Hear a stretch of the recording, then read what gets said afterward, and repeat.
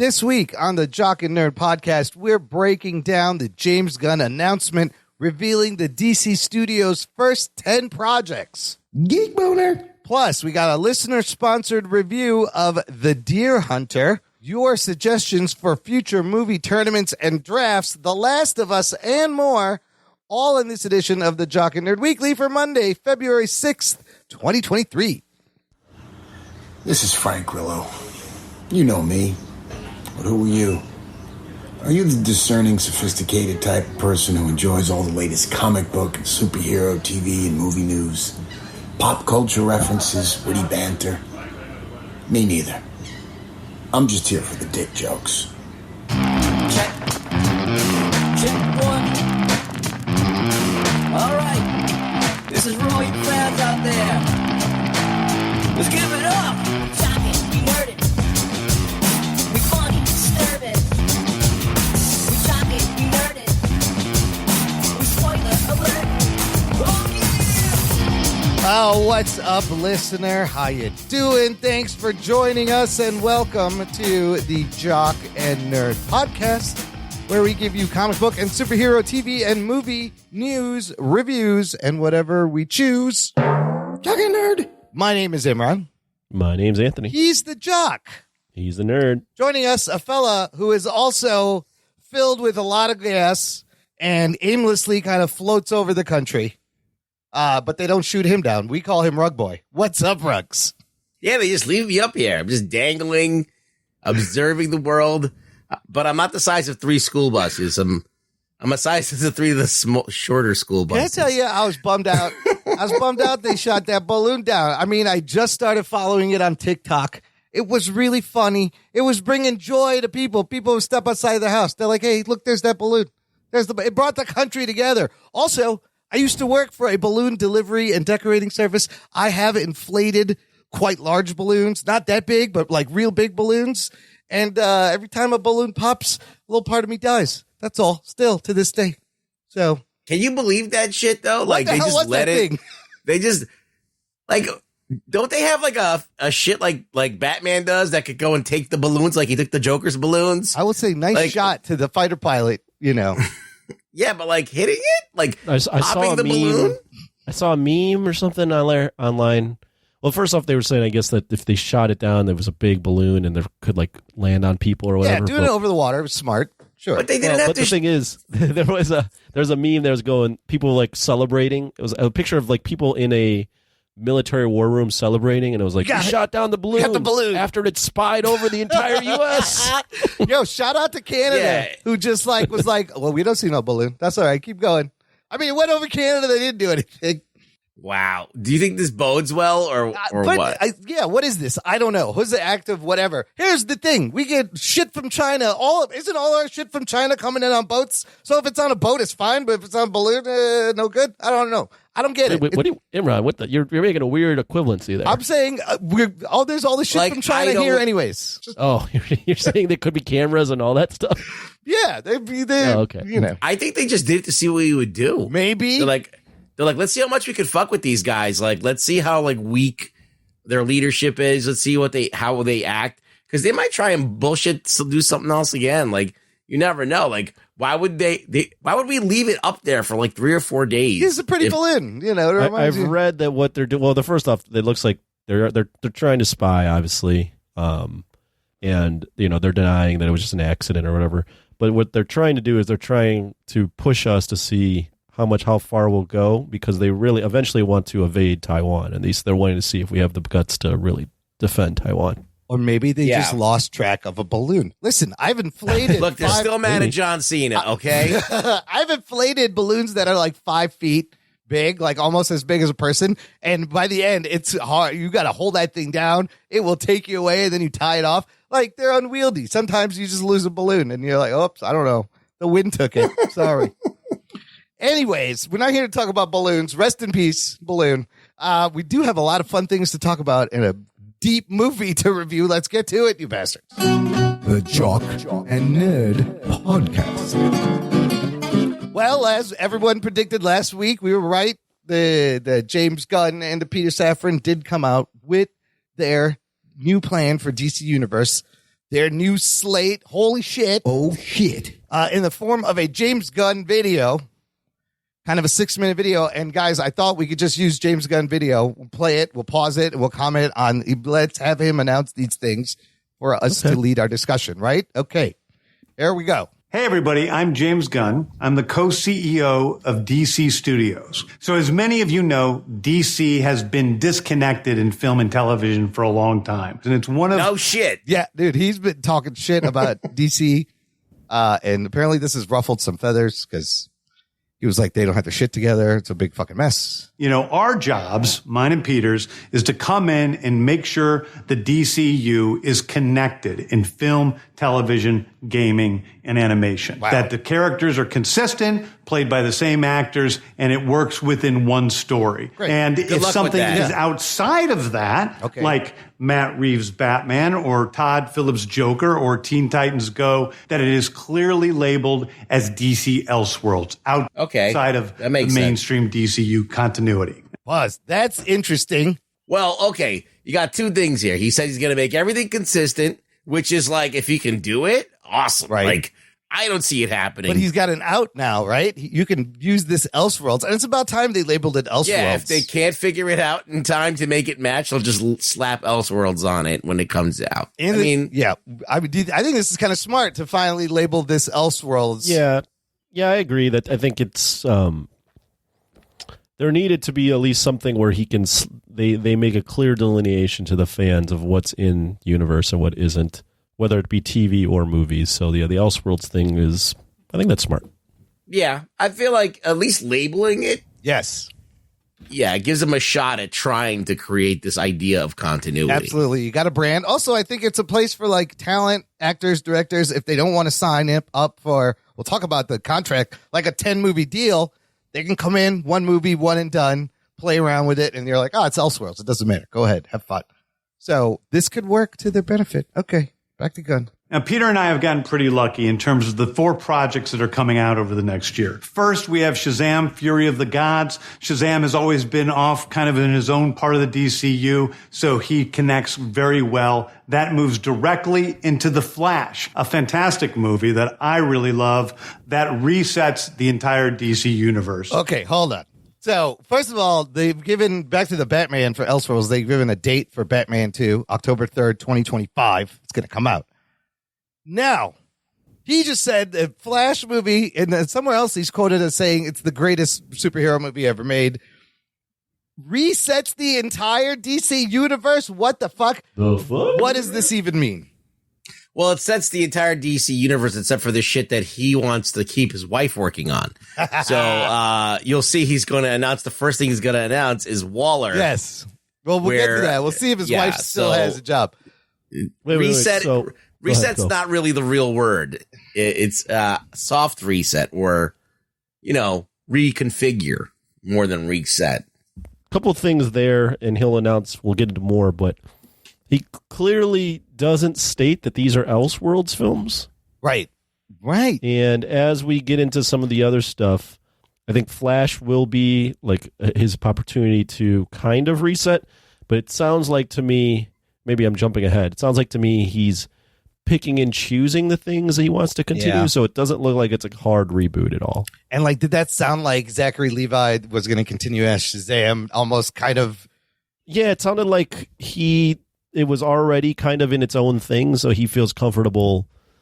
It sounds to me he feels comfortable, given it, based on the reaction to this second one, that if Shazam wanted to continue, he'd have no problem integrating it because it's already kind of been its own thing.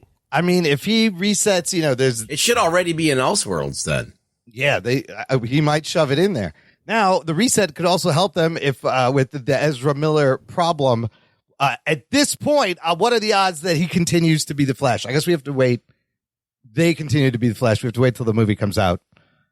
But it's hard to, they could use the reset as an excuse for that and to change everything. It has been confirmed we will get the first Flash trailer during the Super Bowl this Sunday? It's this Sunday. Yes, so more about that later. Okay. That's crazy. Resets the universe. Back to Gunn. Then to move into Blue Beetle, a fantastic film about a kid who's a marvelous part of the DCU, and then into Aquaman 2, which leads directly into our next few projects, which I'm going to tell you about now. So, Peter and I, along with a group of very talented writers, have started to map out an 8 to 10 year plan of what DC Studios will be in film, television, and gaming. This first chapter is called Gods and Monsters. Ooh. Now, what I'm about to tell you, is a part of the first chapter. It's not the entire first chapter. The first project is Creature Commandos. Creature Commandos is an animated series. I've written all the episodes. Something we're going to do that's a little bit different at DC is we're going to have characters move into animation, out of animation, usually having the same actor play their voice as who plays them in live action. Wow, that's a lot right there. Okay. Gods and Monsters, 8 to 10 year plan, just part of chapter 1. Has anybody heard of this Creature Commandos, Ruggs? I feel like this is right up your alley. Yeah, they were an older, I think in the 70s, early 80s, they still had some books coming out. Maybe I might be wrong about that. It might be earlier than that. It was 1980, first launched in 80. You know the premise? Yeah, it's like the Monster Squad. Yes, it's Monster Squad. It's Frankenstein teaming up with a werewolf, a vampire, a Gorgon to fight Nazis in World War II. Oh, sounds amazing. Weasel, like Hellboy, basically. Yeah, Weasel is going to be in this from the Suicide Squad, the second film. And then Rick Flag's father, Rick Flag Sr. So, first thing, it's animated for HBO Max. He's saying the actors are going to cross over, same voice actors for live action, animation, video games. That's crazy. Anthony, any comment on Creature Commandos? Interesting first choice for his first pick of projects he can work on. He said he's written all the episodes. It being animation makes it, for me, kind of a meh, like, I don't have a much, if it hits, it hits. If it doesn't, it doesn't. It doesn't seem like it's that much of a, like, it's not make or break, but it's an interesting first pick. Yeah, it's not what I would use for my opening. No, well, no. Yeah, he is announcing these in the order of what they'll come out, essentially, right? Apparently, yeah, right. And their animation's great. The Harley Quinn show is tits, man. Is it going to look like that? No, this is completely this is different. You're basing this off of what the old regime. Yeah, this still they give us is like what it's going to look like. It is different. So I don't know. Well, also to throw in though, just a couple things. One, kind of following the MCU with the chapter, phase 1, they're doing chapter 1. But 2, he is releasing these, or he is saying that these are all potentially, I think they're all supposed to be in this order that he's saying it's released in. Yes, this is the order these things are coming out, apparently. What I will say to that is good luck. So because starting with TV shows. The reason I say that is Feige's done these things plenty of times, and we've seen plenty of shuffle. Yeah. So very easy to announce it, very hard to execute, getting these all out concurrent things out at the times you want them to come out, in the order you want. And this is animation; it's a different production schedule. If these stories are supposed to lead into like the overarching thing he's getting into, that's going to be interesting. Okay, so first thing, TV. So we have first show is Suicide Squad, but with monsters. Okay, what's the next show? Here's the next one. The next project up is Waller. This is a story of Amanda Waller, played by Viola Davis.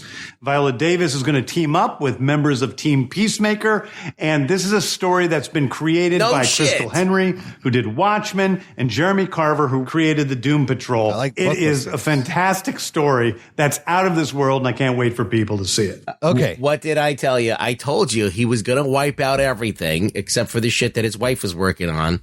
And the shit that he created, and that's exactly what he's doing. Oh, yeah, this is interesting. Live action HBO Max TV show. James Gunn's wife gets to keep her job. Amelia Harcourt's definitely going to be in this. We know, unfortunately, season 2 of Peacemaker, they have to put on hold because he's busy with the next thing he's going to announce, which is Boo, because I love that show. But he said this is the continuation, Waller, of the Peacemaker. So you should see a lot of people. I just think they just rebranded it.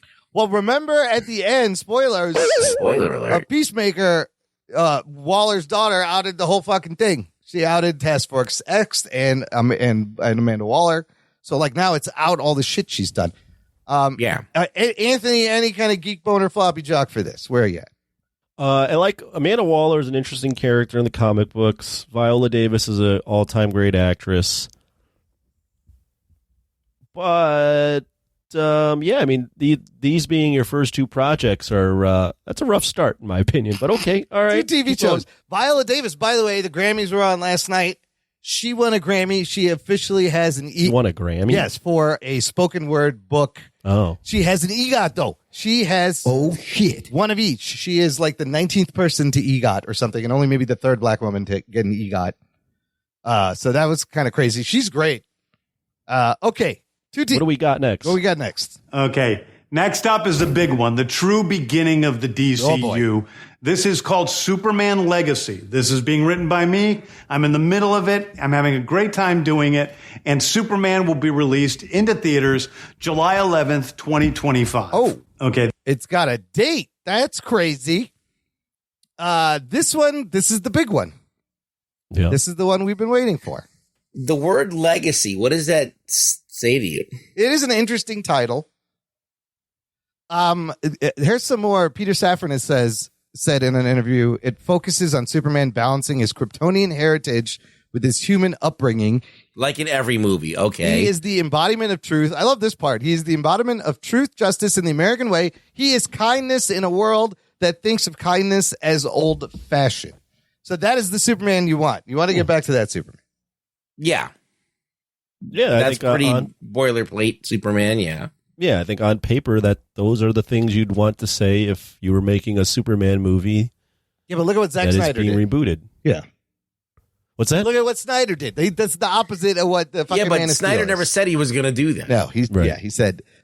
James Gunn also said Superman's for everyone. That's a 4-quadrant film that should speak to everyone in the world. Yes, like I like this. They're getting it back to basics. James Gunn will probably direct this one. I know they're trying to get him to do it. I don't know. You think he'll direct it? I think this might be his baby because he's been working. I think he's writing this. So why would I don't know. He's also said it. I don't know. Yeah, no, you don't think he'll direct? I don't know. First off, I'm curious. James Gunn writing it. I think this is a real test for Gunn because Superman is not what he's done before. He can make fucked up characters really cool and noble and heartwarming. Yeah, but Superman's not a fucked up character. No, so I think this is actually a test of his writing skill. I don't know if he would direct this. I think you put this in someone else's hands to direct. Yeah, maybe that is for the best because it's not his kind of. I'm just curious, how this plays out with him writing it because he hasn't really done this before.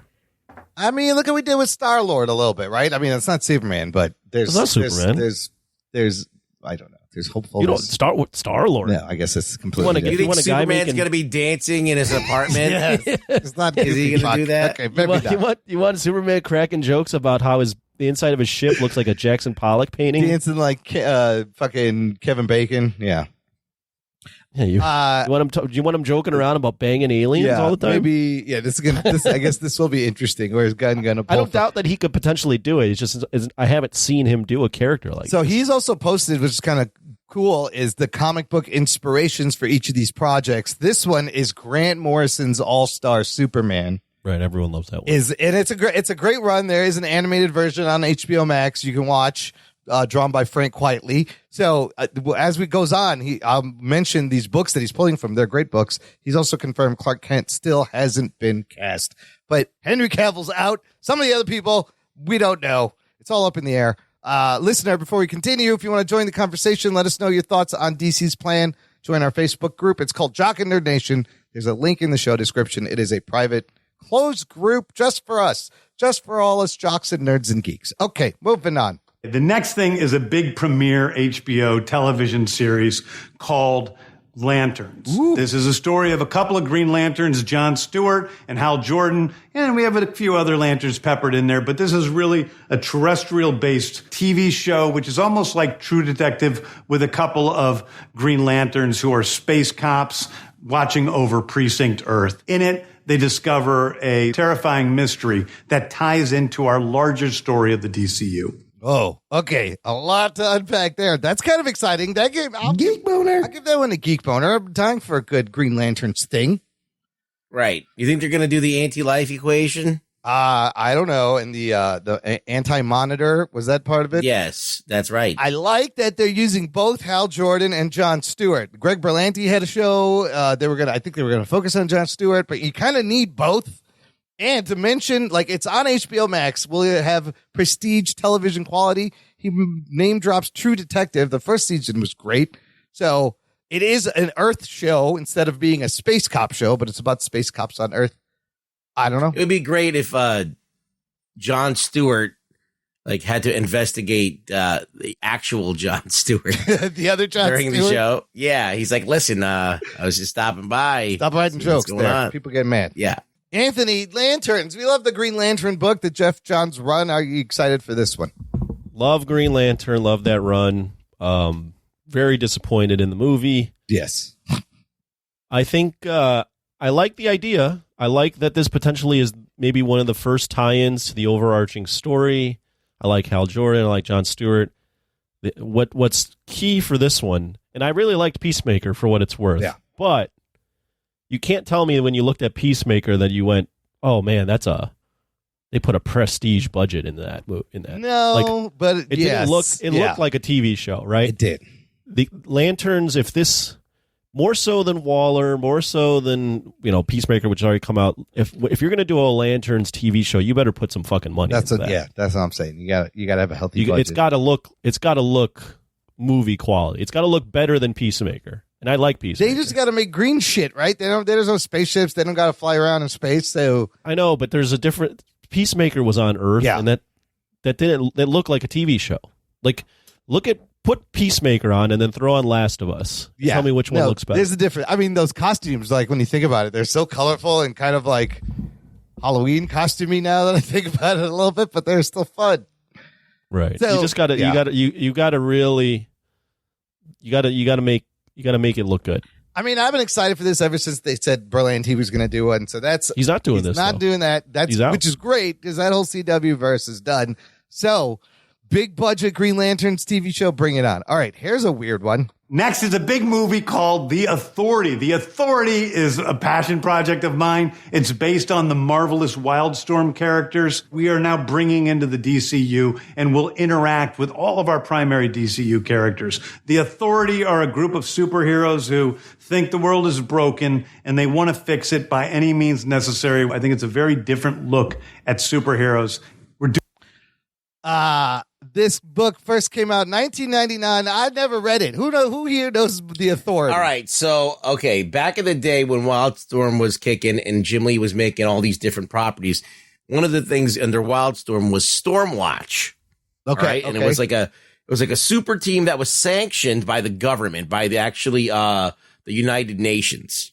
All right. Okay.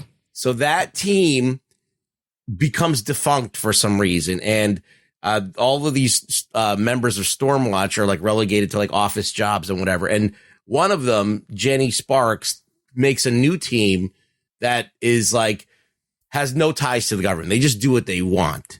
They're going to fucking fix the world by however they want to do it. And it's basically like a anti-hero version of the Justice League. It's like a dark Justice League. Okay. Or like a dark Avengers, if you want to say. It's like Suicide Squad meets The Boys, kind of. Well, no, but there's a Batman analog. There's a Superman analog. There's a Doctor Midnighter, right? Strange. I know Midnighter. Yeah, Midnighter and Apollo, they're in a relationship together. So like, it's like if Batman and Superman were fucking, that's what that is. Well, because Midnighter came out as gay too. That was the big. That's why I know. Well, they're both. They both are. They're doing that. It was like a thing by Warren Ellis that everybody was always trying to ship Batman and Superman together. So he's like, I'm just gonna fucking do it in this comic, and it's pretty brilliant. But like, yeah. So there's like a woman. There's a character called the Shaman who's like Doctor Strange, and there's a woman that like is made of nanites. Okay. And like, and there's Jenny Sparks who controls electricity. And so there's like a Hawk Girl. Huh. So there's like all of these like, Justice League applicable characters. So I guess they're going to be maybe the reason that a real Justice League has to rise. It's weird that these two things are going to be. How are you going to have one when there's one that precedes it? What if the Authority is like the bad guys in the Superman movie? Well, I don't know. or they get I don't introduced there. Well, there's a comic called Superman and the Authority where Superman is basically grooming the Authority to be the new Justice League. Oh, okay. Huh. How's that sound, Anthony? Sounds right up James Gunn's alley, really. Yeah, I mean, this is perfect for James Gunn as far as what he wants to do and what kind of characters he likes to work with, and it seems like it's right in his wheelhouse. This is now the third thing, at least the second, if not the third thing, where now it seems like Gunn is doing his passion projects. Yeah, he said Superman was a passion project. No, I'm talking about like Superman you got to do. Yeah. But Waller, Creature Commandos, and now the Authority. Yeah. And we'll get into some of this stuff after, but I'm just a little bit like, James, man, like he's just doing what he wants to do. Are you doing the things that people, are you doing the things you want to do or the things that people want to see? You're looking at the big picture. There's a big difference between these two, and I'll gladly eat crow if I'm wrong and these all end up working out, but the Suicide Squad was a fucking fantastic movie and no one saw it, man. Like, yes. What are you doing here? Yeah. Like, are you really shepherding this the best way possible by introducing all these weird side things right off the bat? I mean, The Authority is a brilliant comic, and Warren Ellis and Brian Hitch were great artwork, great writing. But is this what you want to come out the gate with? I don't know. Interesting. It's a choice. I'm hoping it's good. It might be interesting to watch. It intrigued me. But, I did not know. I mean, I remember Midnighter. That's all I knew about the Authority. All right, what's next, James? Doing a television series called Paradise Lost. Paradise Lost is a story of Paradise Island, usually known as Themyscira, which is the birthplace of Wonder Woman. It's almost like Game of Thrones with Westeros, but with all of the inhabitants of Paradise Island. So a Themyscira origin story. What is this, TV show? Okay, all right. That could be fun. I don't know. He also said on Twitter that they haven't officially let Gal Gadot go, but I think it's up in the air. I mean, clearly Wonder Woman's not going to be in this if it's before Wonder Woman. So, is Gal sticking around? Comment on this. Anybody excited for this story? Kind of, but not really, because it's not really a Wonder Woman show. It's a Themyscira show. And I don't know is it going to be like a sword and sandal type thing? Is it going to be about how the Amazons basically were part of society? It could be like Xena Warrior Princess or something. I don't know.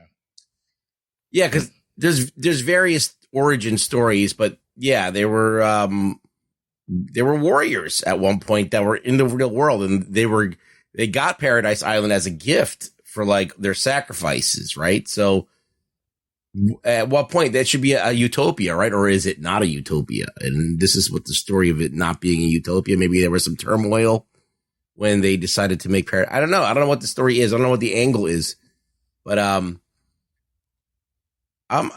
curious about it. If it's a TV series, it's okay. All right. I might tune into that. Anthony? I think I'm also curious. The Game of Thrones type thing is intriguing. Again, you're going to need a budget. You're going to need a big budget to do that. I read somewhere that it might delve into somehow the Amazonians kind of split off. There's some on Themyscira. Obviously, Amazonian comes from Greek culture. So, and there's different parts of the world that the Amazonians were in. Themyscira, Aegean Islands, Arabia, Egypt. So that's what I think I heard that it might be like, is just all these different facets of the Amazonian women and how they came to be and all that stuff. I mean, it is interesting in terms of what are the politics of an all-woman society and all that stuff. I think you can mine a lot of that. It's another one of those things, though, where I look at it and go, but how interested is the general audience that's in all the thing. this? And you just need dope characters and amazing female warrior battle scenes. And some good writing. Okay. Next, James. Introduction of the DCU's Batman it's a big is one. The Brave and the Bold. The Brave and the Bold is the story of Batman and his actual son, Damian Wayne. This is based on Grant Morrison's great comic book run. Damian Wayne is my favorite Robin. He's a little assassin who Batman tries to get in line. And so this is the story of the two of them and the beginning of sort of the Bat family in the DCU. Wow. Okay, that got me excited. The beginning? The beginning of the It should be the middle. family. of the Right. Bat family. So a lot of things to unpack, but holy shit, Robin back on screen for the first time since 1997. Stupid Chris O'Connell in that suit. Right. The only way to make this make sense is that he has to be Batman for a while. Right. Because if he's as a teenage son, in comics anyway, if he's going to be comic book accurate or somewhat accurate, he's got to fuck Talia al Ghul in Son of the Demon. And not know he had a kid for like 10 years. Not know he had a kid, Yeah. and then this kid has to show up. So he's got to be Batman at least 10 years in. So while we're getting a younger Superman, I think we're getting like more of a seasoned Batman, which is different than Pattinson, where Pattinson's Batman is, who's still early in his career. That's maybe how they're making it different. I fucking love, that Grant Morrison run with Damian is amazing. Everyone should go out and read that. I love this Damian Wayne. I love that he's a little shit.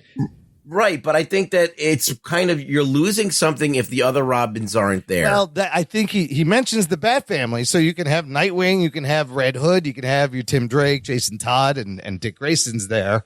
All right, but they're like, this already happened. How are they going to establish that? Damian showing up, what makes it interesting is that Damian showing up like throws everything off kilter. Right. So like Tim Drake's already a Robin and he's kind of aging out and all those things are coming to play. Man, now they're giving us something we've never seen is a Batman that's a father. Batman. Anthony. Should they get, what do you think of this? And should they get Ben Affleck to direct this one? I don't care if they get Ben Affleck to direct it or not. I think he's a good director, but that doesn't make or break the film. I like the idea. I like Batman and Robin. I like Damian Wayne as Robin. I like that character a lot. I like their dynamic. So I think that's all good. It's fresh, which is good. It's a story we haven't really seen before, which is good. Those are all good things. We're not rehashing another Batman and Joker thing. So those are all good things. I do agree with Bruggs in if this is the start of the logistics of this are a little weird. If this is the start of the Bat family, that's a little odd. I agree jumping to this part in the history of Batman is a little odd just because there's a couple things. One, the history of the Robins makes Damian as Robin even more of a compelling story because you have you have Dick Grayson, you have Tim Drake, but then you have the failure with Jason Todd. Now you have a kind of a Jason Todd-esque character in Damian Wade who's even maybe way more violent.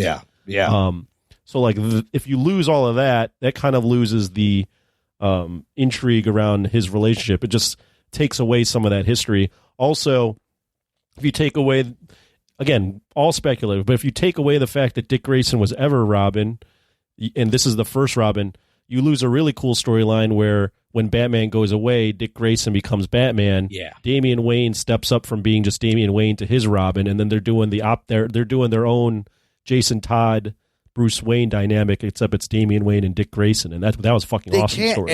And they're great opposite each other because they're complete opposites. 100%. Yeah, they will not get along. So there's a lot of less gymnastics of an unhinged person. They can't make Damian the first Robin. You have to somehow they're going to have to establish this is a movie, right? Yeah, this is going to be a movie. Yeah. So it would be okay if they made this movie the Robin movie. Like Batman's just an ancillary character. He's in it. Yeah, he's in it, but it's really about the Robins. How does this new kid showing up, and then you could kind of go through the history of the Robins in this movie. I would love to see that. I think that would be great. Now that you brought that up, is you start the movie with Damian being born. Yeah. In where was Rosin? What was that place called? What is that place where they're the League of Shadows operates? Wherever the hell he operates, but you start the story there, and you just have him growing up as Damian Wayne and learning how to become an assassin in the League of You have that relationship with his mom and with Roz, and then we all know who Batman is, and then the movie gets to him meeting Batman, his dad, and he's just been trained his entire life the opposite. Like, I think that starting it from Damien's perspective, I think would be awesome. That's a great idea. But I'm curious to see what the gymnastics they have to do to get us to this point where we can accept a story at this time in Batman and Robin's history. Yeah. Also, did you short circuit there? No, I was trying to find. You still got me. What is the place? What is the place called where? Where is there a place called? It's like a made up country. It's in Tibet or something. It was someplace in Tibet. Some monastery. There's the Lazarus pits. Yeah, where Nanda Parbat. There we go. That's what I was thinking That's of. what it is. It was Nanda on Arrow Parbat. too. Nanda Parbat. What about the title, The Brave and the Bold? I think it's kind of interesting. I don't know if it's going to be like Batman, The Brave and the Bold. You remember that series was like Brave and the Bold. There's like Batman and somebody else. Yes, it was Batman. a team up. It's like a team up book. It ran from 1955 to 1983. I have a lot of them from the 70s that I got from my cousins, and they were fun. And then there was a cartoon series, which was like a really campy, lighthearted. Yeah, I wasn't really. Why do they have to be lighthearted? I guess it's to try and make Batman like work with other people. But that in itself doesn't make it like it's interesting to see Batman having to work with somebody that's not in his wheelhouse, like Aquaman or whatever. Like it's cool, but it doesn't have to be funny. Like it's just funny, just the situation of Batman and Aquaman having to work with each other. It's like even in the fucking Justice League movie. Like when Bruce Wayne shows up to try to convince Aquaman to join the Justice League, it's kind of a weird situation. It's just weird by design. So you don't have to try and make it funny. I think that's just good though. It was actually really quality humor. I thought they did a good job. Yeah, that's not. Anyways, I really don't like that being the point of Batman. Comic book inspiration. Grant Morrison's Batman. Read it. Get it. Read about Damian Wayne. It's great. Moving on. What's next, James?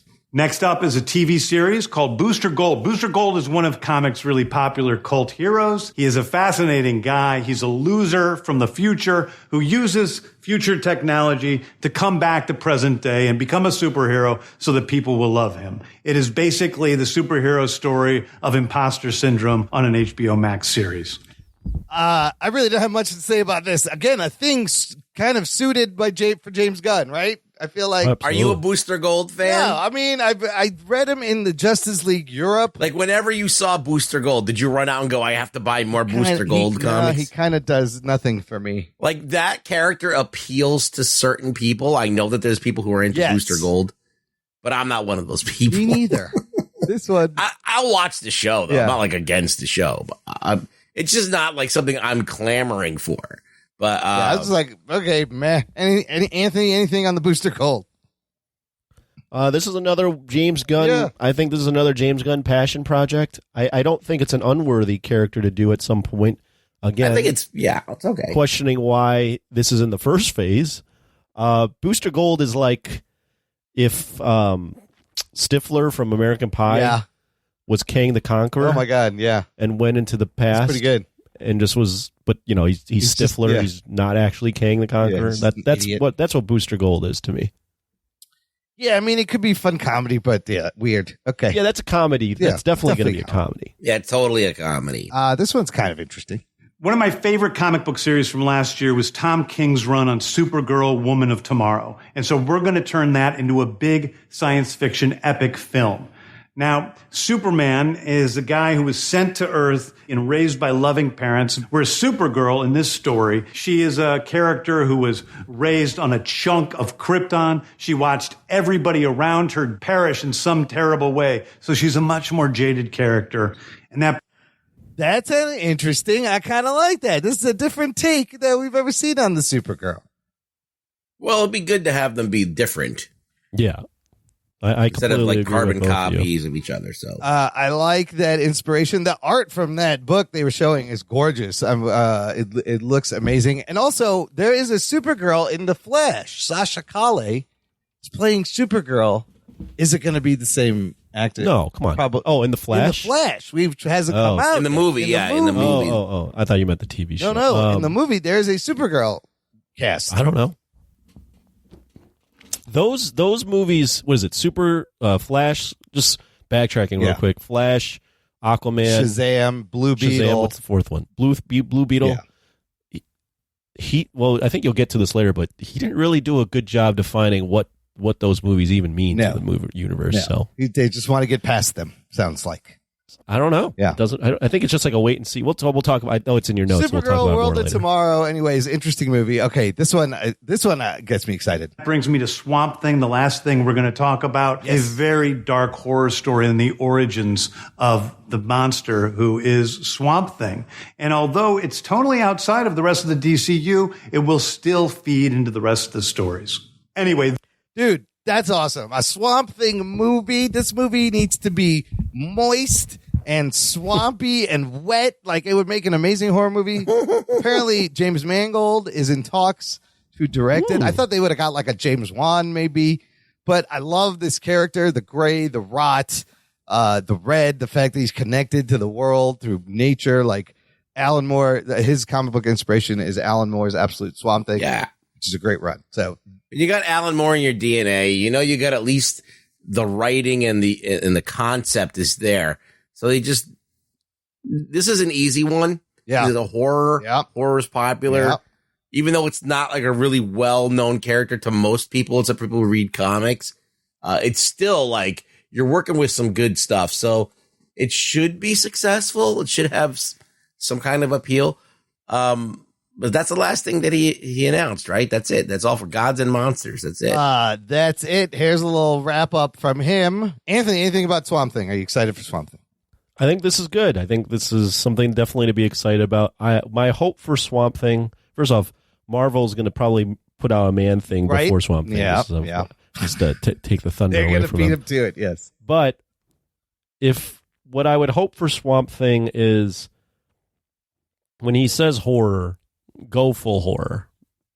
Make it scary. If you can make it R, make it rated R. One of the issues I have with Marvel, even though I'm a big fan, is for the most part, all their stuff is pretty similar in terms of tone. Yeah. So one of the ways DC can differentiate themselves is really letting the directors' voices come through in a lot of these things. Yeah. So, make Swamp Thing a real horror movie, and make Booster Gold a legit comedy, and make Paradise Lost a Game of Thrones type thing. Yeah. Let the director's voice really shine through, and that's one way where they can distinguish themselves. And then you can still, I don't see any reason you can make the director's voice come out, make these movies really genre movies, and still connect them all at the end. Absolutely. Comics do that all the time. And it's the way to set yourself apart from the Marvel Cinematic Universe that has yet to give us a horror movie. I mean, we got, that's why everyone, jumping into Marvel real quick, that's why everyone liked the Werewolf by Night thing, because it felt like a throwback horror thing, in that kind of vein of a 30s, 40s, 50s horror movie. Yeah, it was their first crazy That's why genre everyone was thing. going over the moon, because they hadn't seen Marvel do anything, take a risk at all. Okay, here's the wrap up from James Gunn, and we'll discuss the overall plot plan. those are the stories that I can tell you about right now. I've loved the DC characters since I was a child. They're incredibly important to me. I knew that this was a once-in-a-lifetime opportunity to do something very different. One of the things that's very important for me in all of these movies and TV series is that the director's vision and the vision of the writers and all of the creators is unique and something special. Storytelling is always king. That's all that matters to us. And I want to be true to those stories. I want to be true to you guys and really give you something different than you've ever seen before. Anyway, thank you, everybody. I appreciate you watching. I hope this was exciting for you because it's really exciting for me. And I can't wait to start to dive into these stories with you guys on this grand adventure. Thank you so much. Thank you, James. Okay. Where do we go? Here. Let's go here. No Black Adam also, which is kind of funny. They just fucking snub the Rock, undo that whole thing. The ambition of this plan to have the same actors, same voices across movies, different TV, animation, video games. You know, I read an article where they're looking to lock actors into 10-year contracts. He's also said the video games will be used to fill in gaps between movies and TV shows. Is this a more ambitious plan than Marvel has given us at this point? How does it stack up? Yeah, I mean, on paper, yeah. If you're going to try to, integrate TV and video games and all that stuff right off the bat. Marvel didn't integrate TV till more than 10 years in. Yeah, they had a messy time getting to that. The video games are not really integrated, No. so it's and locking into people in the 10-year contracts. I mean, Marvel tried to do 6 or 9. I think they were trying to do 9 picture contracts, and our actors were pushing back on it. So it sounds more ambitious on paper. We've never seen anyone other than Marvel do it. So again, good luck. And we're seeing the struggles with Marvel stretching themselves with TV right now. Yeah. They're looking at, they're going to find lessons there. Ruggs, what do you think? More ambitious? I don't know. I really think, it's ambitious in the fact that they're not going to things that are automatic bell ringers, or like, you're like, oh, that one, that's the one we should do. It's more like kind of like these, the Waller thing, and this, the Authority is a little off the beaten path. It's nice that they're doing a Supergirl movie, but there's no like clear Wonder Woman thing going on. And I guess they're trying to do something where they're trying to do a bunch of female characters with the Themyscira thing, which could be cool, but they're all kind of similar characters, and there's not like, I'd rather see more variety.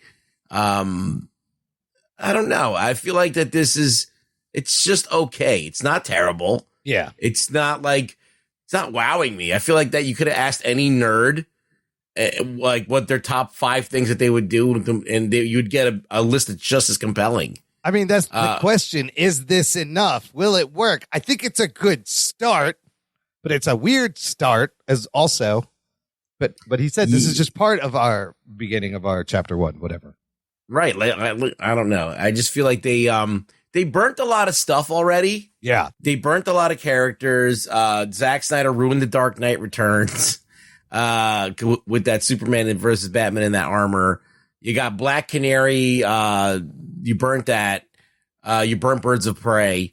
You burnt out so many things that had like potential. Well, all these projects are kind of reaction to that, right? This is why they're doing The Brave and the Bold, because they burned all the good Batman stuff. This is why they're going to go Superman the way it is, and Supergirl a different take, because they already burned the other take. They already killed Superman. They already did everything. They kind of did. So they haven't done like the big stuff. They haven't done like the anti-life equation. They haven't done like those major giant fucking things. It's so funny. They're doing the exact same thing they've been doing in publishing for years. Their universe gets convoluted. Boom. Crisis on Infinite Earths. Reset. Then that gets convoluted. Boom. They do Flashpoint. And they give you New 52. And then that has a weird time-year jump. And then that stops selling. And boom, they do just Rebirth. DC Rebirth. They're using Flashpoint the same exact way, which I'm like, why wouldn't you plan better around that? You seem to just constantly putting yourself in that kind of hole to dig yourself out of. That's not Gunn's plan. No, yeah. You keep that in mind. He's inheriting that's true things that were in motion. Yeah, it's a tough position to be in because it is a tough job, but so much stuff has been burned. But I would throw out a Static Shock movie or something that would like be that. Great. So Anthony, what are you most excited for out of this list? If you had to pick one. I'll say this overall about the list. I'm not necessarily disappointed. I'm not over the moon about it. Yeah.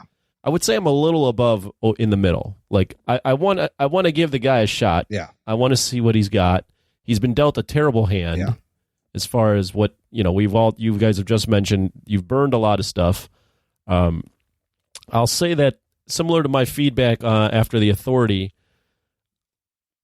it's not like when you're first rolling out a universe, it's not on paper what I would want or what I would think you would do. Yeah.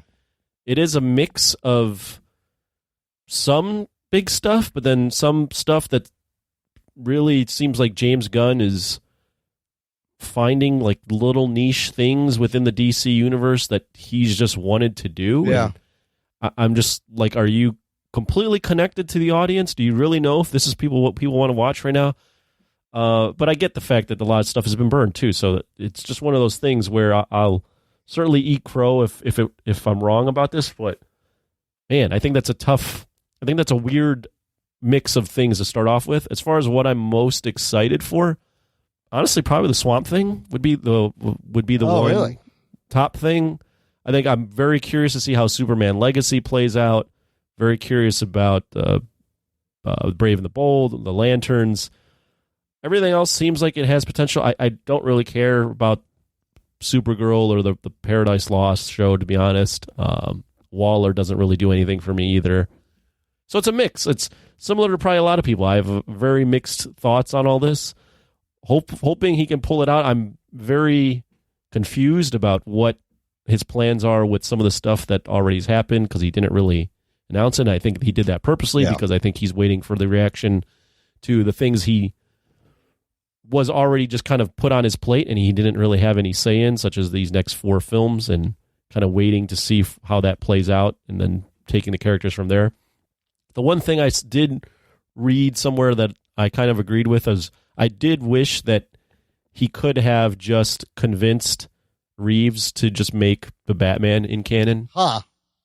And just kind of use that version of the Batman as the first Batman. Suck that in. Yeah, it just snuck that in, but it is what it is.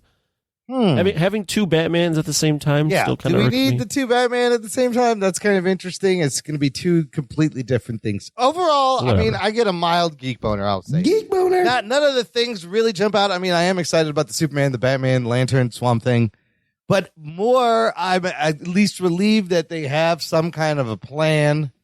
Again, I don't really know what the plan is. Well- I'm trying to see the chess moves on the board here. Okay, so like the Superman movie seems completely detached from everything else, and so does the Batman well, all movie. of this is supposed to connect in some way, right? The Authority But plays in these. I think the Authority is going to be like, I feel like is going to be like the Dark Avengers or the Dark Justice League or whatever. Yeah. That maybe, I don't know, it's going to kind of be the opposite side to the coin to the actual Justice League if we ever get it, or maybe we're never going to get it, and this is the stand-in. I don't know. I mean, he's hinting that there is a big overarching thing that's going to connect everything. What that is, I don't know, but I've heard him hint it here and there. But there's potential, of course. Like you, Anthony, I'm going to give him a shot. I feel his passion. I know he loves these characters. That's obvious. But we'll see how much he can delegate and get different voices. But the fact that it's so eclectic and you're getting different genres, like, it's a decent start. I will say that. Mm-hmm. And as far as should the announcement have been like a bigger thing, what do you guys think of how they announced it? Just like with this video, like should they have done like a big fucking virtual thing or something? I don't know. Like an Apple presentation. I didn't have a problem. I thought it was a curious way to announce it, but then I was like, I don't know. Like, there's just the DC universe right now has so much baggage on it that would you want to announce something and then have like a big crowd and just be like, yeah, that's a good point. He's like, kind of shitting on everything before it. I don't know. Just a weird thing. Well, and he has been shitting on everything coming before publicly too, which is a problem. But these guys are handling this not as like executives. One article said they're handling it as filmmakers. It's kind of weird because I've been watching lots of videos of people reacting to this, like Nerdist and like the new rock stars and, you know, Screen Crush and all these people.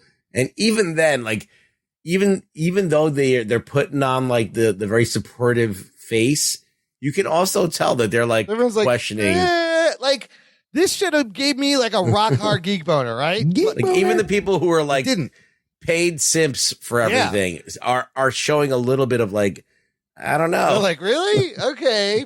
I mean, it's just because we've seen this story before from DC. Well, they've burned us so many times. It's so hard to have any faith in anything, and they're trying so hard now. But put that in there. Also, just throw in the fact that even me as a big MCU guy, like, there's just kind of a general malaise towards comic books right now in terms of like shared universe storytelling, like to get us pumped about a big DC universe after you've had a terrible DC universe, but also after the fact that Marvel did a 10-year run and ended with Endgame, and then after Endgame, it's been like they've been grabbing at straws for things to do. Yeah. It's just like, I don't know, how much excitement can you have for the next, the seventh hottest girl? Yeah, exactly.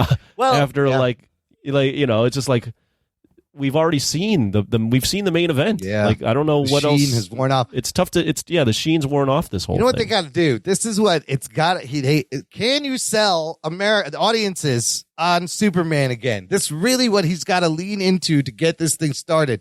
Can you sell a hopeful, all-American Superman, whatever, and have people buy in and not have the fatigue set in that they don't even give it a chance? I think that you need a foil for Superman. You have to have the right villain for Superman. Lex, I say put Lex in the first movie. No, I don't know. No. No? Before Lex? What do you put in? No, I think you have Lex around. Okay. I think you have Lex in the background and kind of manipulating things, but you need something physical, in my opinion. Like a Brainiac or a monster or... Yeah, do like Brainiac, do Cyborg Superman. I don't know, do something else. Yeah, something that you can show the power of Superman. So it's tough to like. Lex is a great character, but Lex isn't a foil, right? Like that, you got to build up to Lex. Yeah, build up to Lex after Luthor. Yeah, absolutely. build Lex up as something. Yeah, man, it's going to be interesting the next few years for DC Studios. Gods and Monsters. We have to wait till 2025, I guess. 2024, maybe those shows are coming out. Do you think Legacy means Connor's going to be in this? Oh, Connor Kent, the clone from Cadmus? Superboy? That's Connor, right? Yeah. I don't know. Is he going to be too young of a Superman? I don't know. You got to establish a lot of shit before you even get there. Legacy. That's all I'm thinking about. What does that mean? Superman Legacy? Thinking about... Yeah. What was that Brandon Routh movie called? Returns? Oh, it was just Superman Returns. Yeah, and they were trying to go back. That had a kid. That's super kid in there, too. Yeah, they were trying to go back to the Reeves movies. But again, smart to start with the OG. I don't know. We'll see. Again, it should have given like a solid geek boner, and it was just like, this is interesting. Okay. We'll see what happens. Like, it didn't. That's what I found surprising. Some of the things are exciting. We'll see what happens. Let's take a quick break here, play some promos, and we're going to switch gears and talk about a really depressing but awesome movie right after this. After these messages, we'll be right back. Check out what's been going on with the Pop Culture Cosmos Show and the PCC Multiverse. That is by far my favorite because it's also character driven and the stakes are high and there's much more of a mystery and intrigue to it. A game like Wolfenstein, which people are saying are one of the most socially important video games of the past 10 years. Catch our shows on radio worldwide 7 days a week or at any time on Podbean, Spotify, Apple Podcasts, or on over 30 more podcast outlets. Hey guys, it's Brad from the top-rated podcast, Apple TV Plus. Not to mention, some other show, The Cinema Guys, and some Tubi thing that I do. Every year, my buddy Gerald, he does an award show he calls the Golden Peas. It's his own personal movie awards honoring the previous year in film. This year, for the first time ever, he's going to broadcast it on YouTube with many guest presenters giving out awards for categories such as Best Movie, Best Female Performance, Best Horror Movie, just to name a few. The best part of all this, the winners are voted and chosen by you. The awards are 100% based on participation and votes. So help promote and share it. Get the word out for this event leading up to it. And, of course, don't forget to cast your vote. Head over to 2peasonapod.com/goldenpeas to see a list of nominees and cast your vote. Then tune in Monday, March 13th at 9:30 p.m. Eastern Time to see the winners revealed live on YouTube. There'll be some amazing guests, and Gerald is joined by none other than the god of podcasting himself, Brian Loisauce. So we hope you can join in the fun and celebrate our love of movies. You won't want to miss it. And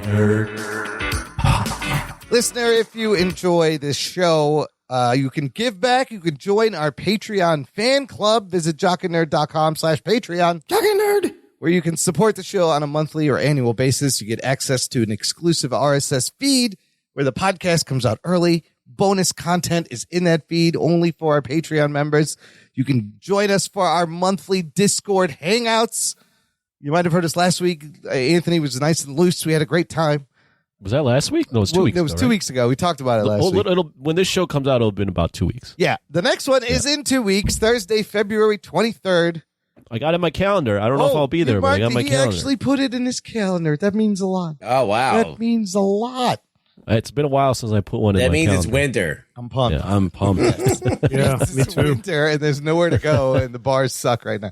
And there is a tier where you can pick any movie and force us to watch it and review it. And we have a couple of those coming up. We're going to do one right now. But if any of that sounds fun, visit jockandnerd.com/Patreon. Link in the show notes. Okay, this week's review, like I just said, is a Patreon sponsored review. We are going to be reviewing the 1978 movie, The Deer Hunter. Here's a spoilers for a really old movie. Strap yourselves in, you fucks. Spoiler time. I was going to say real quick, I like that you did this dramatic build up to this. Yes. When anyone that is listening to the show has clicked on the show knowing the show title is the Deer Hunter review. I forget that sometimes. But maybe you're living in the moment. I Maybe you understand. blindly clicked and you didn't know. Yes, you saw we're doing the Deer Hunter. Why? Because it is sponsored by, dedicated to our longtime listener and patron, Wes Cranford from Australia, who you may remember won a T-shirt in our raffle of the 90s action movie tournament. He got the T-shirt. Aussie. And then he promptly rubbed it in the face of Jess Rivera and Lisa Morrison that he won. That was hilarious. Great. I would have done the same. Great photo. Wes, thank you for being a patron for 67 months. Oh, shit. Wow. Holy shit. Yeah, that's What is the math That's on five that? and a half That's years. 5+ years? Yes, five Holy and a half shit, Wes. years. Jesus Christ. Yeah, but God bless you. last week we did the Big Lebowski for Blake. He had been a patron for 60 months. I forgot to mention that, but Wow. long time. Thank you guys. He has picked for us the Deer Hunter. You think it's one of those things where they subscribe? And they it's forget. like when you have that Netflix subscription absolutely. and you don't even realize that you're giving money to this Yes.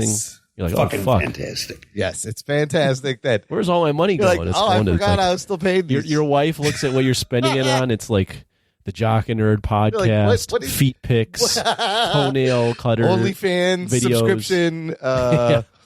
Yeah, no. Burly men cutting wood. Listen, as far as our Patreon is concerned, set it and forget it. Just sign up. I'm glad we're in such a steamed category or a library of things you're subscribed to. Farmers only subscription. Yeah. Anyways, but Wes, thank you again. The Deer Hunter is only available on the Cock currently, Peacock. Perfect. Which is very interesting. This is a long movie, 3 hours and 2 minutes. I'm curious. Does it say when Wes requested this? This would have been. Oh, it's probably a while. I have my theory on why he it requested was a while ago, I believe. You know what I think this is? Yeah. Wes, correct us if we're wrong here. I think this was during my Rowan Polanski phase. Yes. And I think because I was watching all these Oscar movies, he requested this because this one's an Oscar. I winner. think it's from back then. I think you're correct because this, like, I asked people on the Patreon. It was a long time ago, but you might right that would line up. That was COVID Polanski Anthony, or as Ruggs put it, Rowan Polanthony. Roman Polanthony is going to love. Yeah, Roman Polanthony. The Deer, Yeah. the Deer Hunter on Rotten Tomatoes, 86% on the tomato meter, 8.6 out of 10, 92% audience score. This movie, directed by a fellow named Michael Cimino, or Cimino. Isn't it Cimino? Is it Cimino? Cimino? I don't know how you say his name. I've never heard it spoken. Or I thought it's like Chiamino. It's Cimino. Cimino. Is it? It's Cimino, It's yeah. Cimino. Cimino, there. Okay. Michael Cimino. Previously, before this movie in 74, he had done a movie called Thunderbolt and Lightfoot with Clint Eastwood. And after this, he does a movie called Heaven's Gate, 1980. He's only done about like 7 movies. This is like his big movie. He also co-wrote this movie with Derek Washburn, and the movie is based in part on an unproduced screenplay called The Man Who Came to Play by Louis A. Garfinkel and Quinn K. Rediker, who also get credit. That was about Las Vegas and Russian roulette. So he took the Russian roulette part and put it here. Starring an amazing cast. You have Bob De Niro, good old Bob De Niro as Michael. The great John Cazale, get to him as Stan. John Savage as Steven. Christopher Walken as Nick. Meryl Streep in here as Linda. George Zunza as John and a couple of other people, but that's your main cast there. Now, usually I'll give you a bunch of like notables and Oscar things about this, but I want to do that later. I just want to talk about the movie. Anthony, this is the first time you've watched The Deer Hunter? Yes, of course. Did you know about The Deer Hunter? Yeah, I was aware of The Deer Hunter. I went through that phase. Oh, yeah, you did. Okay. I went through the phase. I knew of the movie. I knew kind of walking in what it was about. I even knew, the kind of the big scene. I feel like I'd seen that somewhere and I was aware of it. Okay, what is The Deer Hunter about, Anthony? Oh, fuck. It's about these Russian Americans somewhere in Pennsylvania that are 3 buddies. One's getting married. 2 are in love with the same girl. They're enthusiastic about going to Vietnam and serving their country. They go to Vietnam. They experience some horrible shit. They come back. They're completely changed in 3 different ways. The town around them is the friends that they've left behind are reacting to them differently because of their changes. It's just about how it's a drama about how war fucks you up. Yeah. That's what it is. I mean, that's it. That's really it. It's about trauma, PTSD. So, first time showing, this 3-hour movie ends, Anthony. What are you feeling? That was long. Yeah, that was what I was thinking as well. It's a movie that I can appreciate for what it is. It's certainly very long. I don't think it even needs to be that long, quite honestly. It's a movie that good performances, gets across the message that it intends to get in very strong ways at points. Not a movie I ever want to watch again. Not because it's fucked up. I mean, it is fucked up in certain ways, but just because it's long and it's a fucking slow, character-driven movie with a lot of lingering shots on things, and it's just not a very rewatchable movie. It's definitely an old school, film kind of movie where you just sit, Michael Cimino just sets the camera down for large periods of time. But Ruggs, what did you know about this movie coming in, and what are your I've thoughts? seen it. Okay. Okay. This is what happened. Most of the movies that I watched were on regular TV, so they were heavily edited. Right. So I saw this on TV, and it was edited, hacked to bits. So I never got to see it in its like pristine format. Director, I mean, I think the cock. Yeah, I've never seen it with like even as long as it was, because it was like edited for TV. So they would never put it full 3 hours on there. Yeah, it just seemed like huge. It seemed like a really long ass movie. But yeah, I had seen it before, but it's a completely different. This is a completely different animal. The amount of horrors that you see and a lot of the stuff was heavily edited, so it's almost I'm seeing it for the first time. I had never seen this movie, but I knew that it was on many people's best films of all time list. I also knew about the Russian roulette scene from like pop culture things, like The Simpsons have spoofed that. The Mao, Diddy Mao. You saw that everywhere. Did Tropic Thunder do it too, or something? Yeah, a lot of people have spoofed that Russian roulette scene. So sitting down and watching, I had to watch it in two sittings because it was late. So I watched like the first 2 hours and the last hour. But man, I got to say, I thought it was a pretty powerful, tale of these 3 guys told in these incredible 3 movements of the film. And the fact that you get to sit with them so long and they set up the characters so well. It reminded me a lot of All Quiet on the Western Front. Clearly, All Quiet was inspired by this. But the fact that this is 78, the Saigon fell April 1975. This is one of like the first big movies of Vietnam so soon after. Like I had to put myself in those shoes to fully be like, holy shit, dude, this is wild what they're showing. There's a lot of controversy, but yeah. The cinematography is fucking gorgeous. The acting is top notch. I did enjoy kind of the slow pace because you really get to hang out with these guys in that first act through the wedding, through the deer hunting. Like it's an hour-long fucking wedding at the beginning of this. Oh yeah. Russian wedding reminded me a little bit of Godfather, a little bit of Fiddler on the Roof. but they very clearly, he gives you all the character pieces you need to know. And then the way it moves from movement to movement, just like jump cut, just jarringly, is kind of brilliant. So I don't know. I could see why it's why it's been highly regarded as one of the best movies. I thought it was powerful, dude. It got me. It moved me pretty good. Very emotional. Yeah, I think that the themes are there. I think there's some nice bookends. Well, first of all, I want to get this out of the way because you get to see Christopher Walken dance, and that right there, young Walken, young Christopher Walken. I love Christopher Walken. He's one of my favorite. Like whenever he's in a movie, he just for some reason makes it register for me. He's not even like the greatest actor or anything. He's just a person that sticks out, and I just like seeing him, especially when I'm like, oh, I haven't seen this one. Oh, I forgot he was in this movie, and I think did he win an Oscar for this? Or he did. We will get to that though, but he did. He does pick up Best Supporting Actor. Right. Yeah. So he gets to dance. You get to see his character. So basically, you got De Niro. They all work at the steel mill. They show you what the steel mill is about.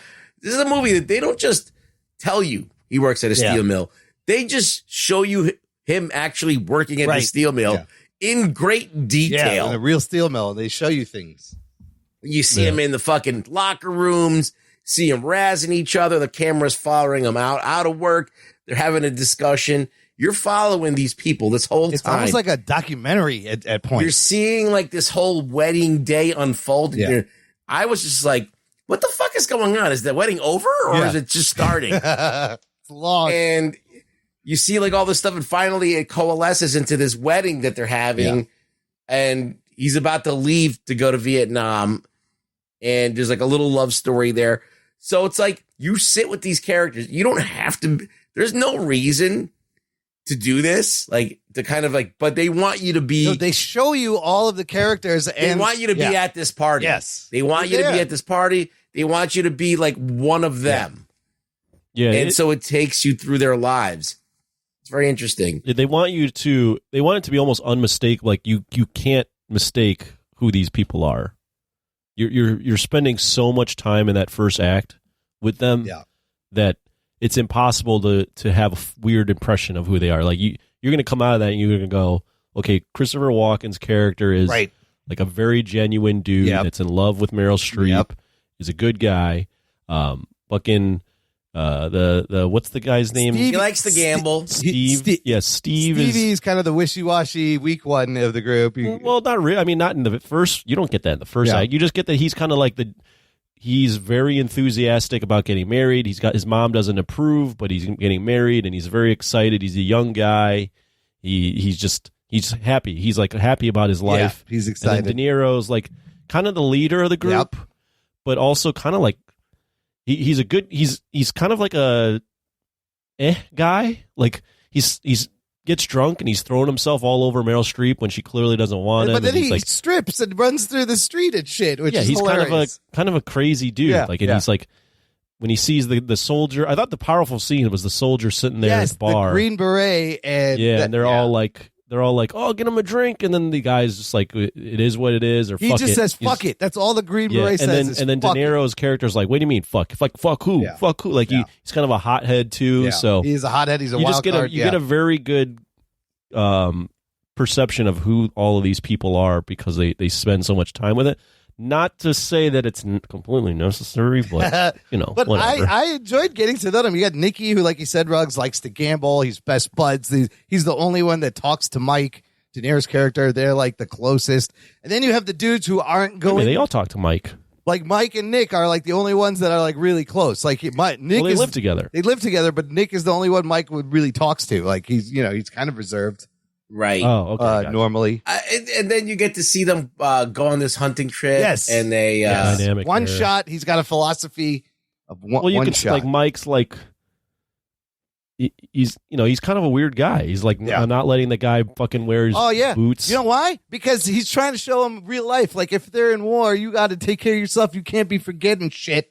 I feel like he was. Yeah, but that's a weird thing to do with your friends. Yes, it is a weird thing. You wouldn't do that. Yes, you're like no. You give up your fucking shoes right away. They're like, no, I'm going to teach you a bend lesson. over backwards. You'd buy the person shoes. Fucking Stosh. Yeah, you got the two guys who aren't going Yeah. to war, so you have that dynamic that some of them are going, some of them they did seem a little old to be going to Vietnam. That bothered me a little bit. Right? Yeah. It's like that's weird, but I did like the that he calls him Stosh because that's Stosh. a It's very Russian. very Slavic way of the nickname for Stanley. And then Stosh. Axel just says "fucking A" all the time. It's his only line. That one dude, Axel. But what was the deal while we're in the first act? Yeah. What was the deal with? First off, by the way. Never had thought Meryl Streep was an attractive woman until I saw this movie. Me too. I was like, oh my gosh, she's really pretty, Meryl. She was very pretty. One of her earlier roles, yeah. What's the deal with her getting slapped around in the beginning? Oh, her father. Her dad was drunk. Oh, that's her dad? That was her dad. Okay, got it. She was living with him, and he is just a mess. There's that, and then there's just John Cazale's character just fucking slapping the shit out of a woman. Oh yeah, yes. In the dance floor because she's her ass is getting grabbed. Well, that I didn't understand. Her ass is getting grabbed, and he walks up and smacks her, slaps the shit out of her. Yes, and then she gets up after being like knocked out cold, and he starts kissing her chin, and it's just like, all right, let's keep dancing. She's like, what the fuck? She's like, you really hurt me, and then just goes on with him. That's okay. It's 78. This is what's going on. 78, baby. So that first act, which you notice, beautiful wide open shots of the landscape, the town, the mountain, right? It ends with the Green Beret going, fuck it. And then you just... No, it doesn't end like that. Well... No, isn't there like a... they go to the hunting scene. Oh. And then they have that piano scene that's like where they're all like realizing, okay, yeah, this is their last like moment together They're before singing, like they're gonna go. playing pool. Did you guys notice? I mean, they made it pretty obvious, so I'm sure you did. But the scene where they're drinking the wine on stage, and then like if you spill a drop, it's bad luck. Drops. She spills a drop. Yeah. I saw that she dropped this shit on her shirt. And I was like, oh shit, did anybody catch that? That this is not. So I'm like, Stevie's fucked right away. This isn't going to work out. So they're all happy. And then he also has his kid that's not his kid. Yeah, whose kid? That part I didn't get. That's Christopher Walken's kid, maybe. Is it Nick? Well, I don't know. I don't know if they make it clear. The amount of times Mike tried to like kiss her in that first act, like I thought that when they went to the funeral, right? Yeah. They did, wasn't there a funeral for Steve for Nikki? Yeah. It was a funeral, and then they stayed behind with the kid. I don't know if that. I don't know. I don't get the impression that's Nikki because I get the impression Nikki's character was a really good dude before he went to the war. Yeah. Okay. Somebody knocked her up, and it wasn't Stevie. Was my speculation. Yeah. Anyways, definitely wasn't Stevie. The way they transitioned to part two, just jump cut to a Vietnam village getting fucking firebombed, woman getting shot, innocents getting shot, Mike fucking burning, a kid getting shot. Yeah, a little kid getting shot, Mike burning a Viet Cong alive with the flamethrower. He is a Green Beret now. I was like, holy shit, this fucking just jumps right into it. You don't know what's going on, and you're there with them. And then before you know it, you know, the cavalry shows up, but then they get surrounded, and it just cuts to them being prisoners of war in a cage instantly. And you get to like the most amazing part of this movie is this whole Russian roulette scene, the theme of Russian roulette permeating throughout the rest of this movie. Wow. Let's talk about that. That shit every time made me tense. It's a tense game to play. Well, it's interesting how the movie bookends itself.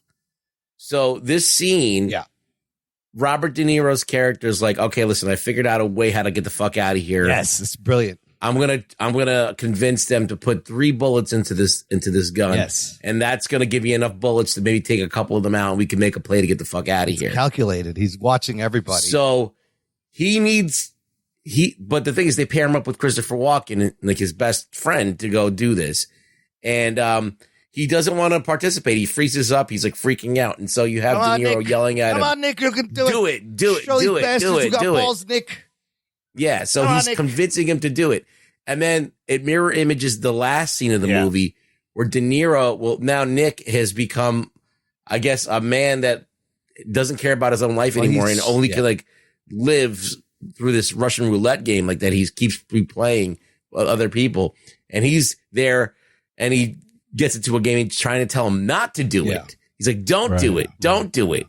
So it's kind of like a mirror image of like that part of the movie. And I feel like that was kind of like, oh shit. Like, well, the thing is carries too, the theme. Well, yeah, piggyback on that theme too is like the only way they were going to get out of there was because Robert De Niro and Christopher Walken's character Mike and Nikki. Yeah. He forces him to do it. Yeah. Right. Yeah. But by getting them out of there, he basically put Nikki on a death spiral. Yeah. Because yeah. he set him up to be this guy now that after that experience, he gave no fucks about life and was traumatized. He was always putting himself back in that scenario because that was all that felt comfortable to him. What for the happened rest in of the his life. VA? Remember, he was in the VA, he just and lost then it. He couldn't like answer questions, and he broke down. He started crying. Like so. and then There's a guy came up to him and like started talking to him as he was sitting on the railing. yeah, it was like over the there. doctor was asking him questions, but then they let He him. was asking him like who his parents Yeah. were and what his He name, just- and he he like, couldn't answer. I think he was just lying. Well, then he goes to the phone booth. He doesn't call Linda or whatever, and he kind of just disappears. But by the end, he's like strung. They got him strung out on heroin and doing the Russian roulette circuit. But if you watch, dude, he didn't. Mike notices like I was watching some videos like where Mike notices he put the 3 bullets right next to each other because first Nick pulls the trigger. Wait, it's empty. which part? When they escape, when they put the 3 bullets, when they're doing that whole scene, Nick pulls the trigger. And then it's Mike's turn, and he actually pulls the trigger first. And then he knows there's 3 in a row, and he goes boom, boom, boom, as Nick grabs the other guy, and they fucking make that escape. Also, brilliant. The shots get really claustrophobic and close up, and you just see barbed wire, and they're in water. They use like real fucking rats. And that helicopter rescue is also great. They actually did that fall where De Niro and John Savage did that fall from the helicopter. And then he like lose track of Mike for a while, and it's just not good. That whole scene was crazy, and it's not even. It's like it's a long scene. It's the middle of the movie, but it's not the longest scene, right? It goes through it kind of quickly. Well, the thing is, like, that's the pivotal. It's the pivotal scene in the movie because it's the midpoint of the movie. From that point on, Nikki's very detached from the world and gets taken advantage of by the French guy and gets stuck on heroin. He goes from this really nice guy that seems very caring and loves all his friends and wants to get married to, very detached from the world. Yeah. The youthful, what's the third guy's name again? Stevie.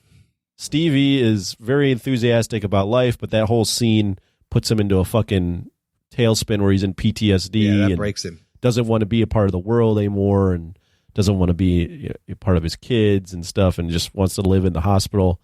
And then Mikey was like this hardened guy, and then after that scene, he's become a lot softer. Like he's a lot more aware of the world and like, can't pull the trigger on the deer. Yeah. Like it changed that scene It is changes obviously everybody. The catalyst for who these characters are the second half of the movie. Well, and it's brilliant also showing how the trauma affects also the people that didn't go to the war. Like Stevie's wife is catatonic.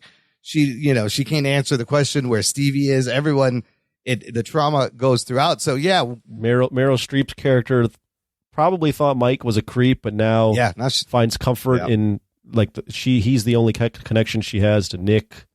So like she's like sleeping with him now because that's all she's got. And then his other friends who didn't go to war expect him to just like get back into the routine. And you could see on his face where he's like, "You guys have no idea the shit I've seen. This shit I've done, like I can't go back into normal life." Yeah, Mike is now like that Green Beret in the beginning. Yes, where he didn't understand it in the beginning, and now he's that guy. So I mean, and a lot of that happened around this time. People were coming; they were coming back, couldn't readjust. He still wants to save Nikki, though. Yes, because he told Nikki. Remember that conversation they had in the beginning in his trailer? Nikki was like, "Promise me you're never going to leave me in Vietnam, whatever you do." And Mike's like, "I promise you, I won't leave you behind." And so the fact that he goes back to fucking Saigon to find him is crazy. Well, the thing is, too, is like he originally was like to Stevie, we got to leave that guy. He's lost it. He's gone. But he gets Stevie first. He rescues him. Yes, from the hospital. He doesn't want to leave, and now his legs are amputated, and he doesn't want to But he still rescues him. And then he goes to Vietnam. I gotta step in right here and say, highly unbelievable he can get a trip to Vietnam that quick at that time when the war was still going on. And where does he get all that money? Is he just taking the money from the money that was sent to Stevie? Oh yeah, he did have a lot of cash he was throwing around, hundreds of dollars. He was throwing around cash, and it was like, dude, you live in Podunk, Pennsylvania with no money. I mean, I What's figured going on? because he was in the military, he could get back back there if he wanted to, like kind of as a civilian. It was apparently at that point it's 1970 in I Vietnam. don't know. I don't so- think they were letting a lot of Americans that weren't serving in the war into Saigon. That, right when that it was is about to kind of fall. weird. I mean, but that speaks to a larger controversy about the whole Russian roulette thing we will get to. But yeah, that's crazy. I love when Nikki stumbles on that first Russian roulette game and just freaks out and grabs the gun and pulls it at the guy, pulls it at himself and walks out. And all the people betting are like, oh shit, you just fucked it up. They want to get him.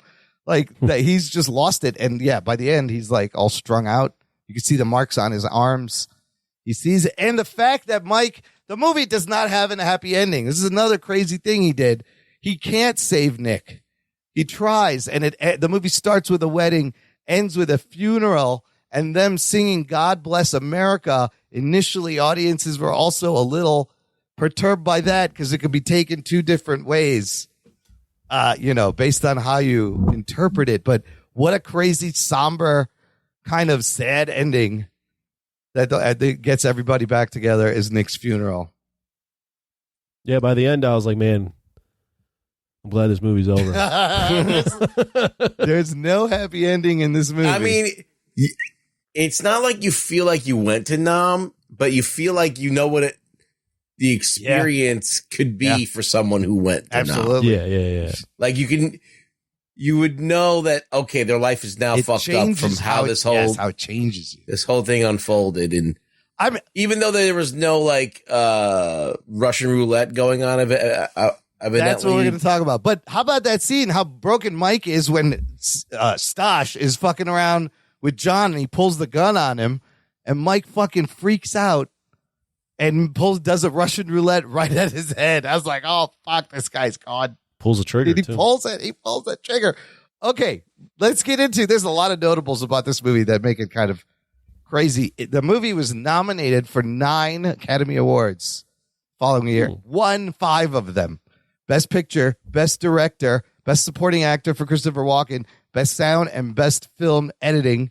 And this was Meryl Streep's first of many Academy Award nominations, starting her streak. So let's talk about De Niro. You notice the movie opens. The first thing you see, you don't see a film by anything. You see fucking Robert De Niro. Before the director, before the title, top billed. De Niro was huge at the time. He's coming off of Mean Streets in 73 and The Godfather, of course, in 74 and Taxi Driver in 76. What a run, huh? Yes. And then he does this fucking movie, Deer Hunter. Holy shit, yeah. And then the next time you see him is in Raging Bull in 1980. Wow, what a fucking run. Of fucking movies. What a run of movies. So the producers and Cimino said that they needed a name for this because they knew the Vietnam thing was going to be hard. They needed someone big to lead, so they got De Niro. This movie, also like the last movie we reviewed, The Big Lebowski, is also in the National Film Registry, and it's in AFI's top 100 movies. And it's been on every list of best films ever made. The Deer Hunter is in there. Now, John Cazale, the guy who played Stanley, Stash, fucking huge guy. This guy had a crazy career. The sad thing is, during this movie, he had terminal cancer while he's filming this movie. And he died before the movie finished, so he never got to see it. They didn't want to cast him, but Meryl Streep was like dating him, romantically involved, and she threatened to walk, and Cimino threatened to walk if they didn't use Cazale, and they filmed all of his things first. He was uninsurable, and De Niro paid for his insurance because he wanted John Cazale in the film so bad. Check this out. This guy has been in 5 movies. He was also, you must know, Fredo Corleone from The Godfather. Right. Dog Day Afternoon. Smart. He is starred in 5 movies, all 5 movies nominated for Best Picture, 2 of them winning Best Picture. Wow. Like, just an amazing film career. And like I said earlier, this was one of the first movies to feature Vietnam in such a fashion. They shot all that shit on location in Thailand. Which looks like it. Yeah, it really adds to the authenticity of being there. That wedding scene took 5 days to film, the fucking hour-long wedding scene. The extras were drinking actual alcohol. As they should. Yes, and they had like... I would have needed that after fucking having to film that. Imagine filming a wedding that should take a couple hours for fucking 5 days. It keeps going. It felt like that wedding. It felt like the prep to that wedding, the wedding, and then the post wedding. Yes, kept going. It just kept going and going. That so when the intent of that, they got that across real nice, because I felt like I was sitting there for 3 hours just watching a goddamn wedding. I mean, like Russian weddings go on for a long time. Say like Indian weddings, there's like 3 days. It goes on for it's too long. It goes on forever. When I saw that first shot of the deer where he shoots the deer and the deer goes down, I was like, holy fuck, how'd they do that? That fucking deer went down. They shot it with a tranq dart. Like, you can't do that. I don't think you could get away with that today. If you wanted to film a deer going down, you got to be a CG deer. They actually shot the fucking deer, and it looked. I was like, how the fuck did they get that deer to go down? The Viet Cong Russian roulette scenes were shot with real rats and mosquitoes around. The casting director had trouble finding a guy to play the guy running the Russian roulette game, the guy smacking them. The first guy couldn't bring himself to actually smack Bob De Niro. They found a guy who, let's say, didn't exactly like Americans. And they cast him, and De Niro told him to smack Walken when he's not paying attention. So a lot of those reactions are real reactions. And like the acting in that fucking scene is intense. So he's just like, oh, you're going to die. Fuck you, motherfucker. He's just getting smacked around. It's amazing. I said De Niro and Savage performed their own stunts into the river. They fell 30 feet. Oh, so the scene where he freaks out on Stanley at the end and puts the gun in the bullet and does the Russian roulette bit. De Niro requested a live cartridge in the revolver for the scene. Yeah, they would never do that now. Never. To heighten the intensity. John Cazale agreed, but before they would shoot, he would recheck the gun every time to make sure it wasn't actually next in the chamber. Was he Alec Baldwin? Yes, Alec Baldwin, rust anyone, but just think about it. That gun that he had, he put a fucking live round in there. He made sure it wasn't next, but there was a live round. That's crazy, dude. In there. I would never do that. And then the guy was on his deathbed, right? So he was like, well, because Holly was like, yeah, either you shoot me or I'm going to die anyway. He's like, I got to draw the most genuine performance. And if I die, like Ivan Drago, he dies. That's fucking method, bro. That is method. And then that last scene where Nick does pull the trigger and die and Mike can't save him, they improvised that whole thing in one take. Michael Cimino just basically told them, he goes, you put the gun to your head, Chris, you shoot, you fall over, Bobby cradles your head. All of that, it seemed very genuine. And it got me, I was like, no, not fucking Nicky. Fuck. So all improvised. And this is one of the movies that starts kind of the new Hollywood wave of auteur directors that continues in the 70s, 60s, and 70s. And then it becomes blockbuster. Then it kind of comes back. But the big controversy, Ruggs, you alluded to it, is that there is no evidence that these Russian roulette games ever happened. There's no documented cases during Vietnam in the 20-year war time. Because it was Vietnamese roulette, not Russian. It was Vietnamese roulette. But you can argue that, you know, he's using the Russian roulette as a narrative thing, as a thematic thing, as a metaphor. Yeah, it's a running theme throughout the movie, but the overarching thing is that the war fucks you up. It could have been Russian roulette, it could have been anything, but it's the war itself was fucking. I mean, Russian roulette ties into like Mike's one-shot philosophy. It ties into maybe the way the director felt about the war, that it's random and violent and pointless. Right. All those things. So also, like the last movie we reviewed, Big Lebowski, Roger Ebert gave this thing 4 stars. Raj. When it came out, and I love the Ebert. So it's another 4 stars. So these are the last 2 movies. These are like big all-time movies. Big time movies if you're a cinephile. Okay, let's rate this movie. What would you give it there, Anthony? Final thoughts. I want to hear Ruggs' Okay, take Ruggs, first. you go first.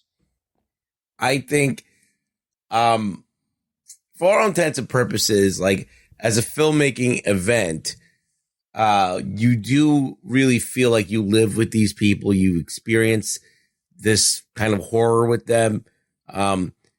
It plays out in a way that affects you. But it is long. So I was going to give it like a 9, but I'm going to back off of it a little bit, give it a 7.5 because it's just so long. It doesn't need to be this long. Okay, Anthony. I'm going to have a kind of a similar thought to Rug Boy. What I'll say is, if you're looking at this as a cinephile, as Roman Polanthony, as someone that loves movies, and you recognize what the time it came out, it's 1978. It's hard to watch this now, and like put yourself back in those shoes. But if you do, like this movie is like a 9, an 8.5, a 9. Yeah. That being said, it's still too goddamn long, in my opinion. I don't think it needs to be as long as it is. As far as like entertainment factor, not a movie again that I ever want to watch again. It's not a fun entertainment movie. wise. It's like a 3. Oh boy.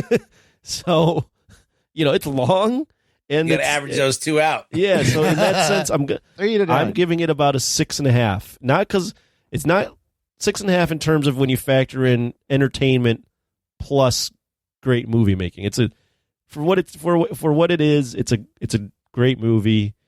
The time it came out, the relevancy to the era, those things should be factored in. But again, not a movie I ever want to revisit, and I will go to my grave saying that movie could have been at least a half hour shorter. I mean, I kind of like the length. I didn't mind hanging out with these. It's very old school Hollywood. They don't make a lot of movies like this, but I appreciated the time I got to spend with these characters. I think it deserves to be on everybody's best movies list. I do think it's a movie everyone should experience because it is an experience. But man, the storytelling, the cinematography, the performances, I got to give this a 9. This is definitely, it's a classic and it's an important movie for all the reasons you said, Anthony, the time and the place and what they were doing and what people hadn't seen. And it's widely quoted. The Russian roulette scene lives in infamy. I can see why it's up there. Absolutely. And I'm glad I did experience the Deer Hunter in full. Thanks, Wes Cranford. Well, let me throw this out there. They do make movies like this. You just don't see them. Yeah, but I mean, There's a lot of artsy films like this. I heard that movie Babylon. Go to like A24. Babylon is like 3 hours long, and it's about like debaucherous Hollywood. I'm kind of curious. Yeah, you throw on a movie like Tar or something like that. Like those movies are like this. I mean, yeah, I guess you could say like even like those movies just don't make, like this movie made money. Those movies don't make money. Oh, I didn't even talk about the budget, did I? This movie was made for $15 million and makes $48 million back in '78, which is pretty good for a 3-hour R-rated heavy deep movie. And just the fact that they're tackling Vietnam so soon had to be interesting going into this movie.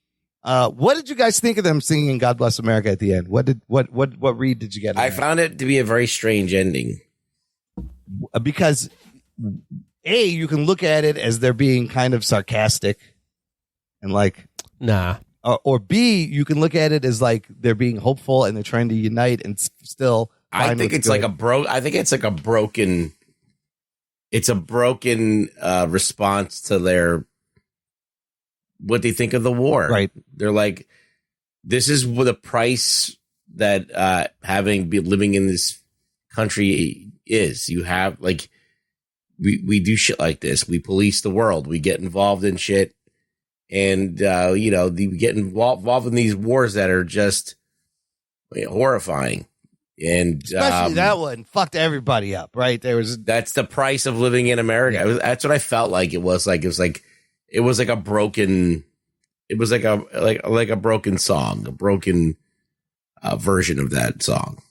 That's a good interpretation. I kind of interpreted it as it was just because the guy starts singing it in the kitchen, and he's the guy that didn't go to war, right? And then Meryl Streep's character starts singing it. She didn't go to war. Yeah. Oh, I think they're both. Yeah. I think they're singing it just as like it's just comfort. Yeah, for them to sing it, and then everyone just kind of jumps in. But it's kind of ironic, obviously, that they're singing it because America's broken them in a way. It's kind of the only thing they could do at the time, right? The only thing you can think of in that moment. Yeah, man, no, kind of like their prayer. I don't know. It is the whole movie's kind of like. Kind of weird. I think it's a pretty powerful movie, though. Oh yeah, for sure. It's 100% powerful. I don't like it. Would you consider this a war movie? See, a lot of people put it in the war movie category, but I think it's even beyond that. I think it's broader than that. It's more. I would say if we're playing this game, which is actually kind of fun to play now because we've been doing this right? in terms of what a category is. Yeah, I would say it leans more drama. I would say it's like 70% drama. And like 30% just war is the background. Like you kind of consider a war movie, but I'd say more drama. Like you could put it on a list of Vietnam movies. Oh, yes. No, it definitely is 100% because it's what you retain after you leave. Is you remember those It scenes. is the main kind of changing factor of the characters, and yeah. So, okay, man, Wes, thanks for making us watch this classic. It moved me. It moved me. Let's do some news from the nation. It's time for news from the nation. It's time for news from the nation.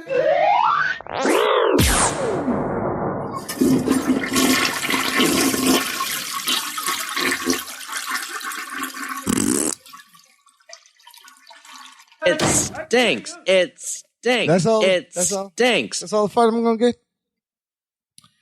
Okay, so I threw this out there in the nation. What suggestions for future movie drafts and or tournaments? I guess a lot of these would work. Either way, you guys want to hear some? What do you? What? Yeah. All right. A lot of people chiming in, so clearly a lot of people are enjoying the tournament / drafts. From Twitter, JHULSF says monster / horror. Also, Jordan Pace Nichols on Twitter says horror movies and MCU installments. And from the Facebook group, Daryl K, best worst movies. That's kind of fun. Ooh. Roberto Rivera, a what the fuck happened only draft. I don't know if we've done enough of those. Gerald Morris wants horror, of course, and he wants to be the guest. Joey Austin says best drive-in movies. That one's different. What does that even mean? I don't know.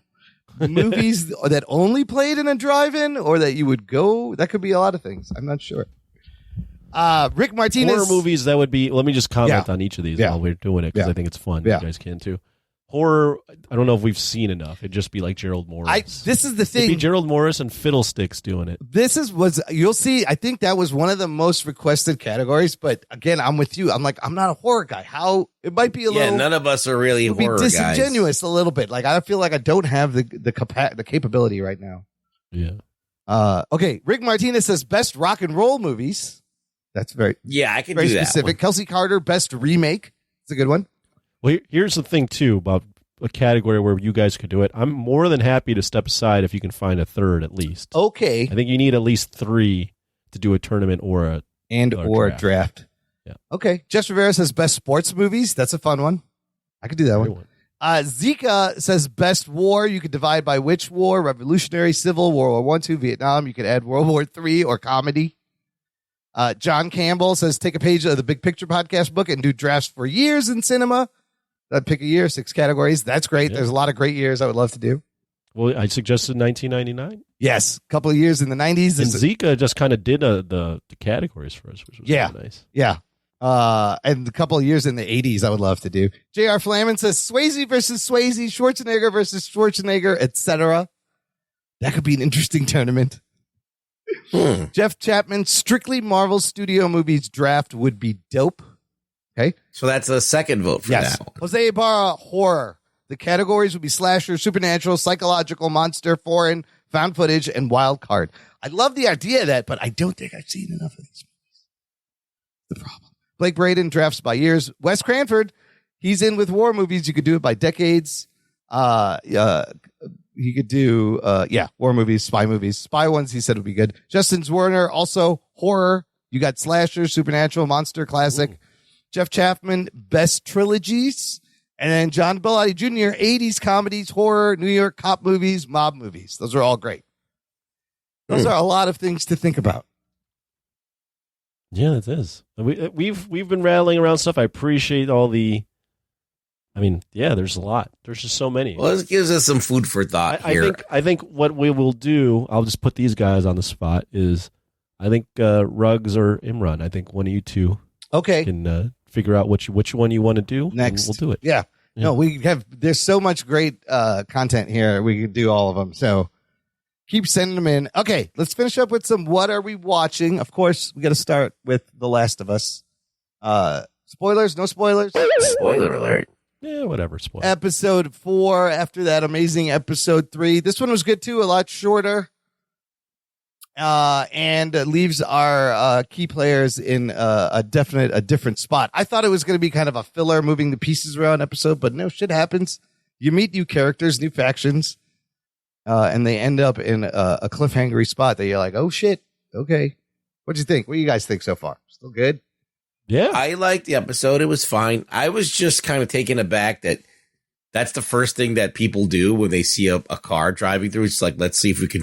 Oh yeah, they're gonna scam Fuck it. them up. Yeah, I mean, people are doing that now. They do the fake. I got hit. Pull over. Jack your car. Like that happens in Chicago all the time. What are you kidding me?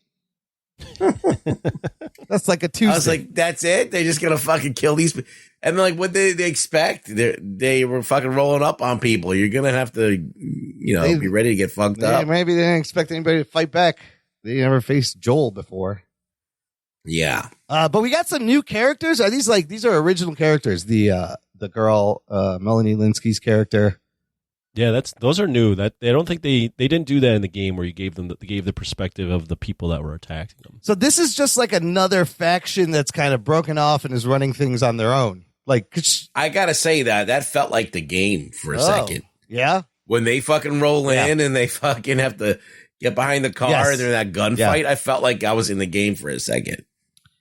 Yeah, man. Ellie, do a good job with that. That feels exactly like the game when they're in that little shop right behind the truck and stuff. Yeah, and he's like telling her to go through the hole. That's like something that feels like right in the game. Did you know that guy with the beard? That was her like right hand man, the long beard dude. That's the guy who plays Tommy in the video game, apparently. As they're trying to get to Diego Luna Tommy, but they're fucked now. The truck is fucked, and what? And who is this Henry and Sam? Were they in the game? I don't remember. Henry and Sam. That's who they. No, that's again. That I think that's a new thing where they're giving you perspective on because the game makes all the other people that you come across almost like just deplorable people, right? Like but this one's adding a little bit more. The show is adding a little bit more color to these people and saying these aren't exactly. There's shades of gray. These aren't exactly horrible people. I mean, they're doing horrible things, but they have their own potential reasoning for it. Yo, that lady don't fuck around though. She's just executing people. You can tell she doesn't take no shit. Mm-hmm. Yeah, it's good. I like the episode. It ends on a cliffhanger. I mean, I feel like Walking Dead stole a lot of thunder from this because I feel like we've been through a lot of this stuff already. Yeah, in certain ways, but I'm still excited to see what happens. No, I like that moment where they're sleeping and he's like, we got to look out for things. She's like, infected? He goes, no. And then she goes, people? He's like, yeah, I seen some shit. So it's that thing where the people are worse. But I guess the next episode is going to show us that fucking badass clicker. By the way, the next episode coming out early on HBO Max, Friday night, February 10th, because they want to avoid any conflict with the Super Bowl. They're smartly putting it out on HBO Max. That is smart. On Friday, so that's exciting. And also, Pedro Pascal did a pretty funny episode of Saturday Night Live last week. Like, you might have seen some of the sketches online. There was a lot of good ones. They did a Mario Kart TV show like The Last of Us, like a gritty post-apocalyptic Mario Kart. That was pretty good. Let me say this to Ruggs' point. I do agree that Walking Dead took a lot of thunder from this. Yeah. But this just seems already to me like on another level. And I feel like just HBO's prestige for me is just carrying a lot of this too, where I'm just like, yeah, but it's HBO doing it. It means more to me when HBO puts their real weight. Not like something that's on HBO Max, but something that I know HBO, the studio itself is producing. But it's definitely produced by them. No, I know what you're saying, but imagine that Walking Dead never existed. How much more impact would it have? Right? I agree with you for sure. Yeah, so they're doing it on a completely different level. They're doing it on such a grandiose scale, and it does feel more theatrical. So it has all that going for it, and these clickers and these monsters are a little bit more interesting. So you got that going for it too. Kathleen, that's her name. Kathleen, don't fuck around. Are they for you guys? I've obviously played the game, but it's been a long time. That scene where they go into the room and they see like the rubble underneath and something underneath the rubble. Is that the giant? Yeah. Is there a nest? What is that? That's the giant one, right? The giant. Yeah. Clicker thing. That's what's coming. The floor is going to collapse and it's going to crawl out. That's what's coming out next episode. They showed little clips of that. That looks awesome. Yeah. And she didn't tell anyone. She's just like, steal the building. She's trying to find those two people that must have ran off. For some reason, that's not a big deal for her to deal she's with. like, don't worry about this. Just close the door. It's fine. They're not going to get out. But yeah, we're going to meet Henry and Sam. Yeah, dude. It's like you said, Anthony. Floaters, right? Is that what they're called? Yeah. Yeah. Yeah, the bloaters big are ones. fuck ones. Yeah. Oh, and the puns were kind of funny that kept coming. Maybe some of them made me laugh. But yes, it's prestige quality HBO fucking television. 5 episodes left. Can't wait. Oh, I get to do a callback to Deer Hunter. What was the joke in the beginning? Which one? There was the diarrhea joke at the end. No, there was one in the locker room. I forgot. Oh, man. That she said from the book? Yeah, he said, what did the Romans say to the prostitute? What? He was a gladiator. Wait, that was in the Deer Hunter? Oh, my God. I totally forgot about that. He's gladiator. Oh, yeah, there's a... Good callback. Good tied together. Rex, what else did you watch? Anything interesting? Well, yeah, I watch stuff. Okay, you watch stuff? No, you never watch things. I know. Go to Rugs, though. Oh, well, I watched... let's go with the shitty to the better one. I watched Cop Shop. What is Cop Shop? It's a movie. I think it's on Peacock, and it came out like it was all over the place, but like never in the theaters, I don't think. But it was directed by Joe Carnahan, who did Smoking Aces, I believe, and Crank. I'm not sure about that, but like it's what my brain is telling me. And it stars Frank Grillo. It's a Frank Grillo movie. Oh shit! Nice. Frank Grillo in a wig and a man bun. Okay. Is a con man that gets locked up, and Gerard Butler is the hitman that they sent in to kill him while he's locked up. And basically, it all happens at this precinct where it becomes a war zone. And lots of cops are getting killed. Sounds like a couple other movies that have done this kind of thing. Yeah, it's a very generic movie, but it's actually directed in a kind of fun way, and it's a good time. Yeah, it's not quite a B movie. It's a little bit above a B movie, but it was fun to watch. Not a great movie. Carnahan also did Boss Level with the Grillo. Yes, exactly. He did the 18 movie and Smoking Aces, Narc. Okay, so you'd recommend just for like a mindless good time. Yeah, and then for not a mindless good time, you should watch on HBO Max The Menu. I recommend this movie. Yeah? It's not... People say it's amazing. I don't think it's amazing, but it's definitely entertaining. I've been dying to watch. Yes, I only looked at my phone like twice. Is it a horror movie? That's good. It is, but it's not really. Okay. There's horrible things that happen. There's deaths in it, but they're not like, it's not like a slasher film or anything. Okay, it's more of a thriller. It says horror thriller. Okay, it's like I want to see this. It's like an allegory. It's a statement on like being an artist or being a person that provides something. It's like what we do. They're basically talking about us. Okay. Like not in the classist sense, because like this movie is about classism, but it would apply to any critical type of a job. We criticize artists, right? We criticize filmmakers, and we're never happy. And no matter what crazy things that they do, we're never happy. What's the premise? That's basically the premise in a nutshell. There's a chef who is like the best chef in the world. He invites all these people to this like meal of a lifetime. And basically he hates them all for various reasons. And so it plays out.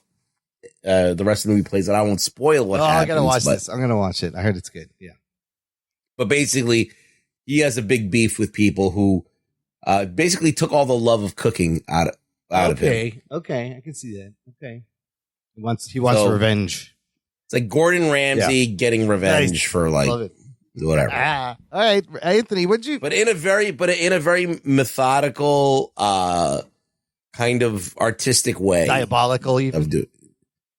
Yeah, I would say so. But you want to know something? The reality of this movie, that's why I don't love it, is that in a real situation, I would have gotten the fuck out of there like so early on. I would have been like, all right, fuck this place and left. Aren't they on an island? How are you going to get off the island? There's a boat. Swim. Just get out of the room where they can't get to you, you know. So, yeah. Okay. Whatever. I would have fucked that place up. Anthony, what have you watched something? I have. Oh shit! Yeah. Just give me 1 second here. So there's this show on Netflix. I don't know if you guys will like it or not, but I was turned on to it by one of my friends, and they're all watching it. It's a Korean show, a Korean reality show. Okay. Called Physical 100. Okay. And it's it gets released in segments. So I think when the show comes out, episodes 5 and 6 will have been out. And what it is it's. Do you guys remember The Challenge from MTV? Yeah. Yeah. So it's like The Challenge meets, but it has a Squid Game vibe. No. Yeah. So it has Squid Game type vibe with The Challenge, and it has 100 of the best Korean athletes. It's basically the best 100 bodies in Korea in terms of like athletes. Oh my God. It's like world-class judo players, world-class wrestlers, world-class actors with amazing bodies, bodybuilders,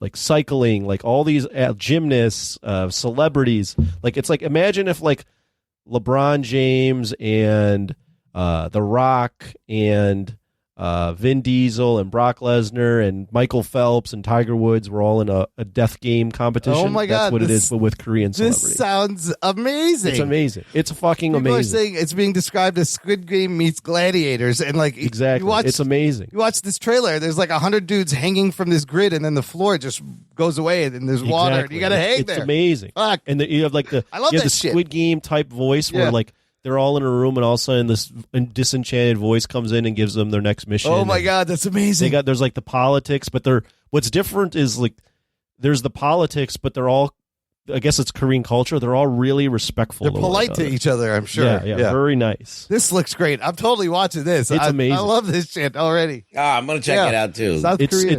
It's real life Squid Game, but with real athletes. So like real, and it's just cool because they'll do like, it'll be like they had one where it was they did this one-on-one matchup where the whole premise of the game was you had to be the one with the ball at the end of 3 minutes. Okay. So it was just like one-on-one. Just hold on to hold on to the ball. Hold on, whoever has the ball at the end, and it was like all these weird matchups. So it was like this heavyweight Korean Olympic wrestler versus this like jacked prison guard. Oh shit! And they have like do they beat the shit out of each other, or what do they do? Well, they like wrestle, so you can't like punch each other, but they're like fucking grappling each other, trying to get the they're ball. lifting them up and tossing them and There's grabbing like them. special forces Tackling. in the tournament, and like it's like what would happen if a fucking trained ass firefighter went up against a Olympic judo person in this game. It's like real life blood sport. Yeah, it's fucking amazing. awesome. It's amazing. It's amazing. I gotta watch this. That's a great recommend. No puppets in there, I guess. No, well, there's the puppets aren't, but like the whole premise is like who has the best, like actual in real life application body Physique, right, for real world things. Is it going to come down to one person at the end then? Yeah, to so win it goes from 100 to 1. Oh shit! How many episodes? So in the first, holy shit, the first few episodes they go from 100 to 50 right off the bat. Oh shit! They cut it in half. And then the next challenge is 50 to 25. Wow. It's like Squid Game. This is amazing. Yeah, it's just like do you Squid get Game. your favorites, or do you know? Oh yeah, I have my favorites for sure. Okay. I don't want to spoil it, but I have my guys All right. that there's totally- guys that have been in the UFC that are in the tournament. Dude, I would Okay. totally watch this as I watch dumb things like the floor is I lava. thought you were going to bring up. I thought Anthony was going to talk about MILF Manor. It's called MILF Manor. What's it's that? amazing. I don't know. It's just you've seen this, No, Imran? I've seen the name and I'm like, no. What is this? Because everybody on Twitter is they talking talk about MILF that's Manor. the big Netflix show. No, Physical 100 looks dope. I'm definitely putting this. I'm watching this. That's great. Yeah, and then whoever wins like $300,000, $300 million won, which I think is like damn 250,000. I don't know what the exact numbers are. Real life Squid Game. Finally, before season 2 comes back. Can't wait. We watch real life. Yeah, it's real life. Squid Game. Or if it for Americans, it's like the challenge. Yeah, but with not just celebrity. Like it'd literally be like The Rock facing off against LeBron James. Like it's just I watch it and I'm like, this is fucking. That's great. Leave it to the Koreans to fucking do this. The only thing that's hard, I can say this because I'm part Asian, but it's hard for me to keep track of the names. Turn the captions on. Is it subtitled? No, they do have it subtitled, but it's just like, because I didn't grow up in Korea as with these people as my athletes, like it's hard for me to figure out assign a name to a person. You'll get it eventually. There's reality show people in here, and then there's like dancers with great bodies. Wow. And the firefighters and policemen and prison guards. Looking for the perfect body. There's one guy that's like, he runs a car dealership, but he's just fucking jacked. There's one guy that's like the arm wrestling champion of the world. There's one guy that's like the world's strongest man in Korea. Jeez, it reminds me just of amazing. Ninja Warrior also, where somewhat. They have a Olympian. That game where they're like hanging, like the Ninja Warrior people do really well. Yeah, because that's all grip strength, right? I would think at the end you're going to get like the most well-rounded, not too big, not too small, just like perfect medium size with muscles would be the one that would win. What's also really interesting is they have women in here, right? Yeah, competing against the women, like it's not women against women. Oh shit. The women are going against the men. Wow. There's one where this woman who's like an Olympic level wrestler or like a really good wrestler. One of the games, you'll see how they parse it out, but one of the challenges, the best 50 get to choose their opponent. Yeah. And they can choose a man or a woman. Oh. And this woman who's a wrestler chooses a fucking like 250-pound rugby man. Damn. She's like, I want that guy. I want to fight him. What a badass. Yeah, it's fucking crazy. Oh, that's a good recommend. I'm definitely checking that out. That's going to be a viral hit soon if people aren't watching it already. Yeah. My buddy, one of my buddies, like turned me onto it, and then I realized all my friends that like this kind of stuff were like, oh, we're all watching it. Like, this is amazing. All right. I know what I'm doing now. All right. Throw on the first episode and see what you think. I'll probably get sucked in right away. Yeah. Let's close out with this. If you're watching the Super Bowl this week, get ready to get a trailer palooza. There are no less than 10 confirmed, possibly 11 trailers. Oh, shit. That are going to play. So movie studios have come back hard on the Super Bowl. They were kind of holding back the last few years. Not anymore. Here is the list. We're going to see trailers of, this is from Deadline, Fast 10, Guardians of the Galaxy Volume 3, Ant-Man and the Wasp, Quantumania, The Flash trailer, as I mentioned before, the Super Mario Brothers movie, The Little Mermaid, Scream 6, Dungeons and Dragons, Transformers Rise of the Beast, Pixar's Elemental, and then question mark possibly looks at Indiana Jones, Dial of Destiny, The Marvels, Creed 3, or John Wick 4 could be thrown in the mix. But yeah, there's going to be a lot of trailers. So there's not going to be a Marvels trailer. No way. No, it's too early. Too early for that. We will, we'll discuss it next week. It'll be like San Diego Comic-Con with trailers. All the trailers that come out. All right. I'm looking for The Flash. The Flash and like Guardians hasn't put out a trailer, so that's interesting. Yeah, they did. No, I've seen the Guardians trailer. They did put out one, and Ant-Man has like 1 or 2. So if it's something new, they did put out that one trailer. They usually put out all the trailers before the first half is over. Oh, okay. Oh, that's a lot to fucking shove in there. Yeah. There's a lot to shove. Maybe they'll spread it out to get people watching. Why do they do that? Like, don't people always tune in for the last half? Well, they do that because this is just my working theory. I haven't researched this, but they do that in case the game is a blowout. Oh. Because if the game's a blowout, people are going to leave. No one will watch the rest. Oh, they're going to bail. So they got to shove in all the good stuff prior to the half. But with these 10, like, you can't, I don't know, every break. Well, the trailers that they show aren't full trailers. Right. They're 20 to 30 second teaser clips. Sometimes they're like, go visit YouTube for the full trailer. Right. They better show some full trailers. But yeah, that'll be fun to watch. I got some squares from work, so I'm in. Win some money. Okay, that's it for this week, Ruggs. Where can the listener find you online? Find me on Twitter, chasing Elon, at Really Rug Boy. Floating over the country aimlessly. You'll find Ruggs on Twitter. Sure. All bloated. Link is in the show description, as well as links to all the things. Way to get in touch. Subscribe to the show. Support the show. Most important thing, listener, you could do for us, share the show. Send it to a friend right now in the app. Press that share button. Text it to someone. Thanks for listening to the Jock and Nerd Podcast. My name is Imran. My name's Anthony. He's the Jock. He's a nerd. We'll peep you next time. Fuck that show. This is crazy. This is crazy. This is crazy. I really don't give a shit. Fucking vintage.